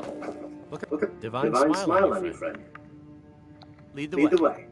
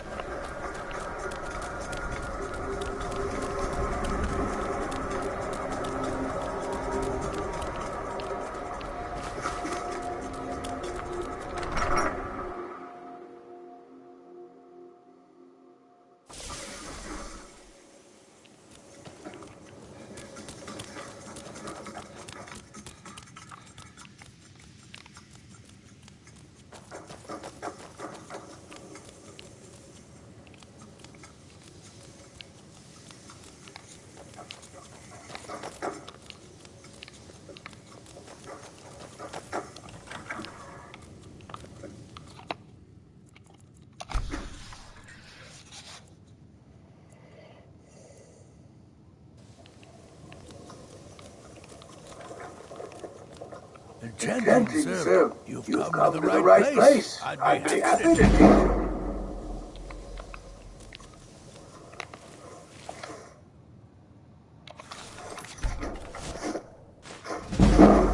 The local lords may not like us very much. You've come to the right place. I'd be happy to teach you.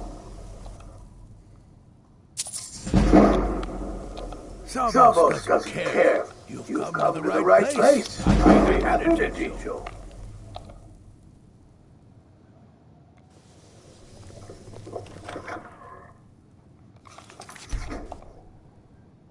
Hey!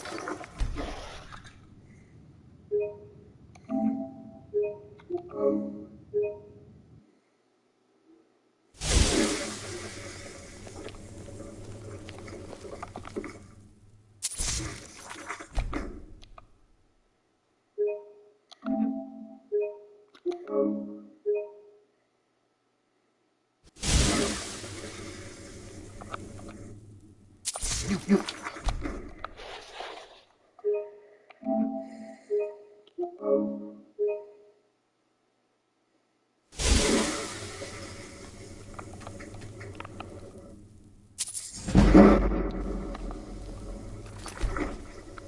you could. You've come to the right place. I'd be happy to teach you.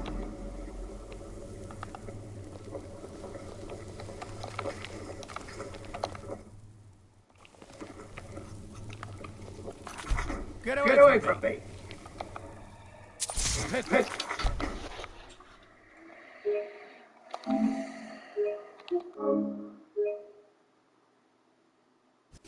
Don't even think about it.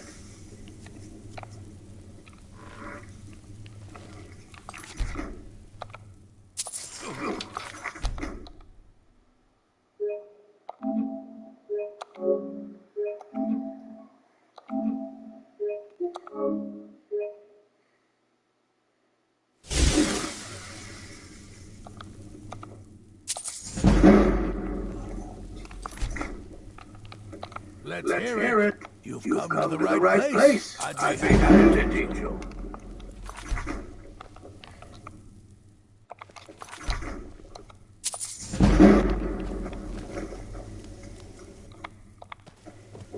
Come, I haven't done all day.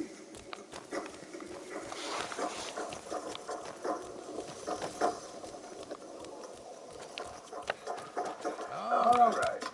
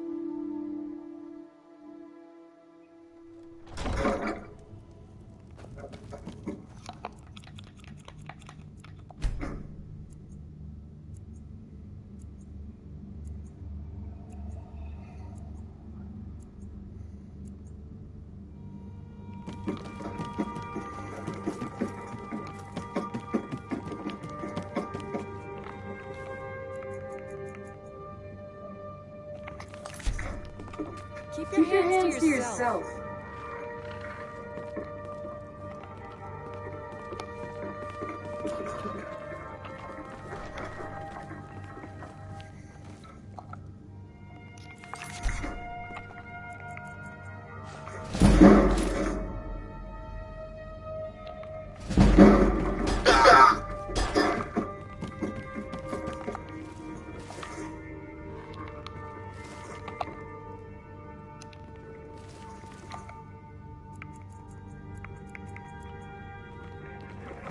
I trust you aren't considering any. Thank you.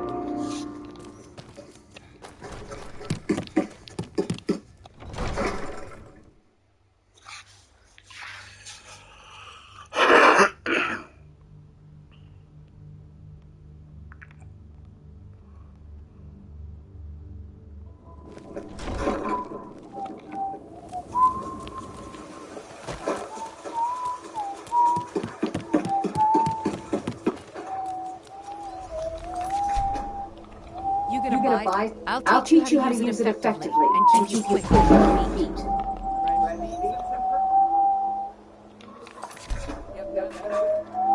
Here.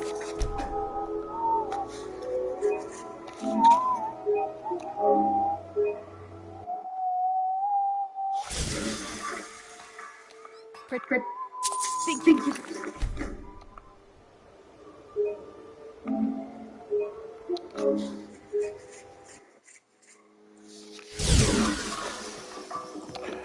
Bye. You.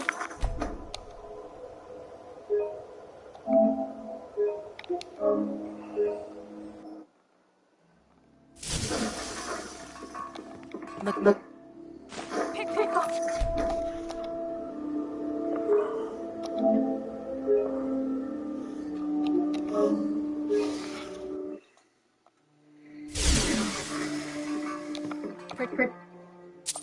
Phil.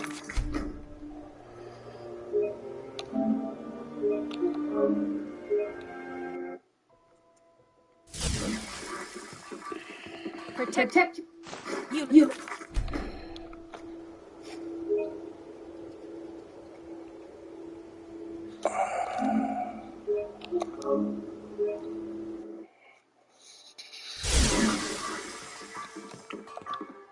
What do you think?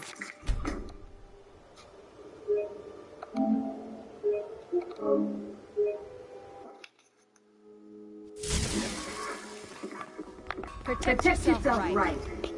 Eye armor from Delta.